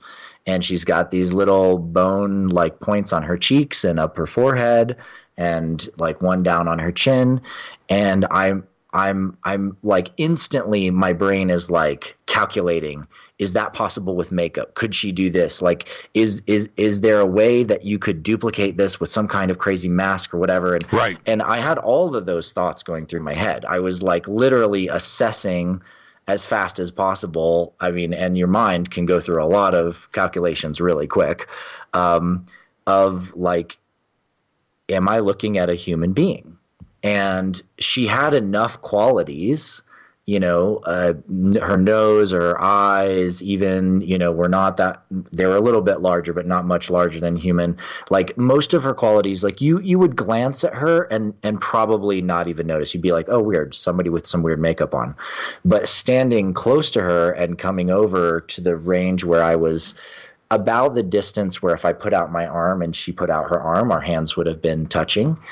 And from there, I could see in detail, like, the way her facial structure was and the way her bone structure of her skull was. And it was definitely not human. Like, I could not think of any way it would be possible to remove the structure of how the Homo erectus eyebrow socket actually is built. Every human has it. Like, it's just it's indistinguishable. And also her robes that she was wearing, I've never seen material like it. It was like velvet meets satin with this like crazy light shimmer and these little points like where the threads themselves were actually glowing in these constellation geometries going down the front. And at the moment that I got that close to her, and as I'm processing it, I'm going, oh my God, I think I'm looking at an extraterrestrial being who's standing here with me. and looking at me and wanting to communicate with me. And at that moment, she sends a message into my mind. And, you know, I've had telepathic exchanges with other humans plenty of times. You know, you have a thought, the same thought at the same time. You pick up like a feeling, and it's like, oh yeah, that this person is feeling some stuff right now. It's empathetic. It's light, and it's like very you know, kind of loose and just there. But if you really go deep with somebody and really sit with them, you can kind of get a little deeper into direct exchanges and back and forth. But this was like she stuck a she stuck a VR headset on my head, and sound and light and everything else just immediately, it was like just being put in a holodeck all of a sudden. And the way she spoke to me, and she said into my mind, the kind of English translation of it was, "I know who you are." And the message, though, was not, "I know who you are." The message was, here's a flash of us standing on this dock of a starship bridge, and there's two big ships over next to us. And then here's us in this giant room that's like this council chamber room that's similar to the one where in some Star Wars movie I think I saw, where there was like these little pods that like came off the walls, and it was kind of like that, but different. And then there was this moments of like being in this hall with these huge windows looking down on a planet and standing together. And then there was a moment of me standing in this stone circle, and I have a sword in my hand, and I'm looking up, and there's a ship, and I can feel her in the ship. And there was all of these little moments that were like connections of our souls in the way that we knew each other, that she was just transmitting to me, so that I understood that she knew me as more than the human being that I am here right now, that she knew me as the soul that I am, and the lifetimes that I've had, and my galactic lifetimes in other worlds. And it was extremely powerful. I mean, it shook me to the bone. It was to the core. I could feel what she felt and see what she saw and knew it. And it was just immense. And my logical mind in that moment was just like, oh my God. And then there was no space to even be thinking, oh my God, because it's like, okay, I'm here, let's do this. How do you operate now? You drop the human questioning logical BS and all of your process that wants to doubt everything. You just drop all that right now, and you actually show up and you be present, and you quiet your mind, and you're there, and you listen, and you watch. And then, Jimmy, the thing that happened that really helped me is that I literally just dropped that. I showed up. I'm present. I'm there. I'm looking at her. I'm feeling so deeply acknowledged, and sending her so much gratitude for this moment and this experience. And right then, these two guys walk up in the space, and they walk over to this little light panel thing that's in this space. And without getting into it in depth, it's hard to describe, but I have written about it in depth, and this particular art piece out in the middle of the desert. And I've also, done a very, very long interview about this entire experience with Ruben Langdon for his show's Interviews with Ed, which is on Gaia. And I believe actually it's coming out in about a week or so. That's right. So stay tuned for that. So you can learn more about this there, because I know we're running out of time. But at that moment, these two guys walk up into the space, and one of them's literally wearing a steel chainsaw hat, and they both have some Carhartts on to stay warm because it's in the middle of the desert, and they look at this little light art thing, and they're just like, whoa, man, what is this? Holy crap, Mm-hmm. And then they look up at her, and they both their jaws are open, and they're like, whoa, this is some trippy, man, right. Holy cow, what's going on? And they get lost back in this little art piece thing. And she glances over at them and she glances back at me and she says into my mind with the same like just power, she says, "Not all of you are ready." and the imagery that came through with that was literally kind of like, I just watched this movie again recently, but if you've seen The Fifth Element, amazing film, and there's this part where the woman who's the fifth element, she looks up what war means, the word war. And it was like that because I got flashes of guys like this, and they're guys a lot like I grew up with in Western North Carolina, to be honest. Like I grew up with a lot of these guys, like in, backwoods Western North Carolina, up Caney Fork Road, and shout out to Caney Fork. and I saw the kid who like is forced to work on the farm but hates it, and so he acts out because he doesn't want to do what his parents do, and so his parents throw him into military school. He ends up in the military. He has his head shaved. He's grown up shooting off shotguns and shooting and hunting and things like that, and now he's told he has to hunt humans, and so now he's like got guns and he's got a machine gun and he's shooting people, and then he's in a tank and he's shooting people, and like the whole rollout of like the way that trauma in a family unit and the operative kind of behavior of some of the ways that we behave in our country leads people into these situations where they are massively self-destructive, hurting themselves, hurting other people, going to war, and that kind of thing. And it was such a beautiful reality check for me because here I was fully present, dropped in, surrendered, and then she gives me like literally at that moment with these guys, it literally gave me everything I needed to satisfy the whining human that's like in the back seat right now, going like, right. Is this really happening? Oh my God! Like, are we losing our minds? Like, are we? Did somebody give us drugs? How could you not? Right.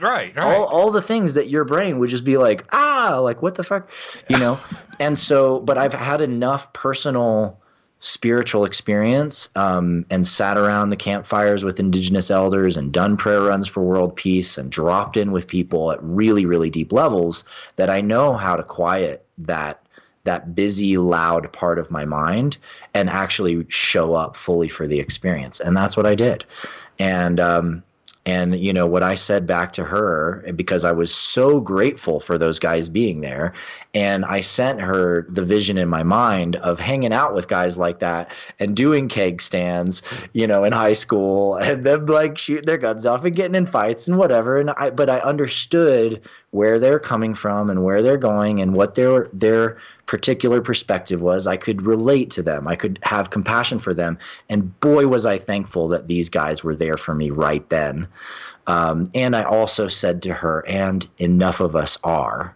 And I sent her the vision of all of these amazing people that I've seen, throughout my life who are ready. They're ready to become Starship commanders. They're ready to lead the next generation of youth and Padawan to become Jedi and guardians for the Earth. Like, this is where we're going, and we're going to get there, and we can get there together.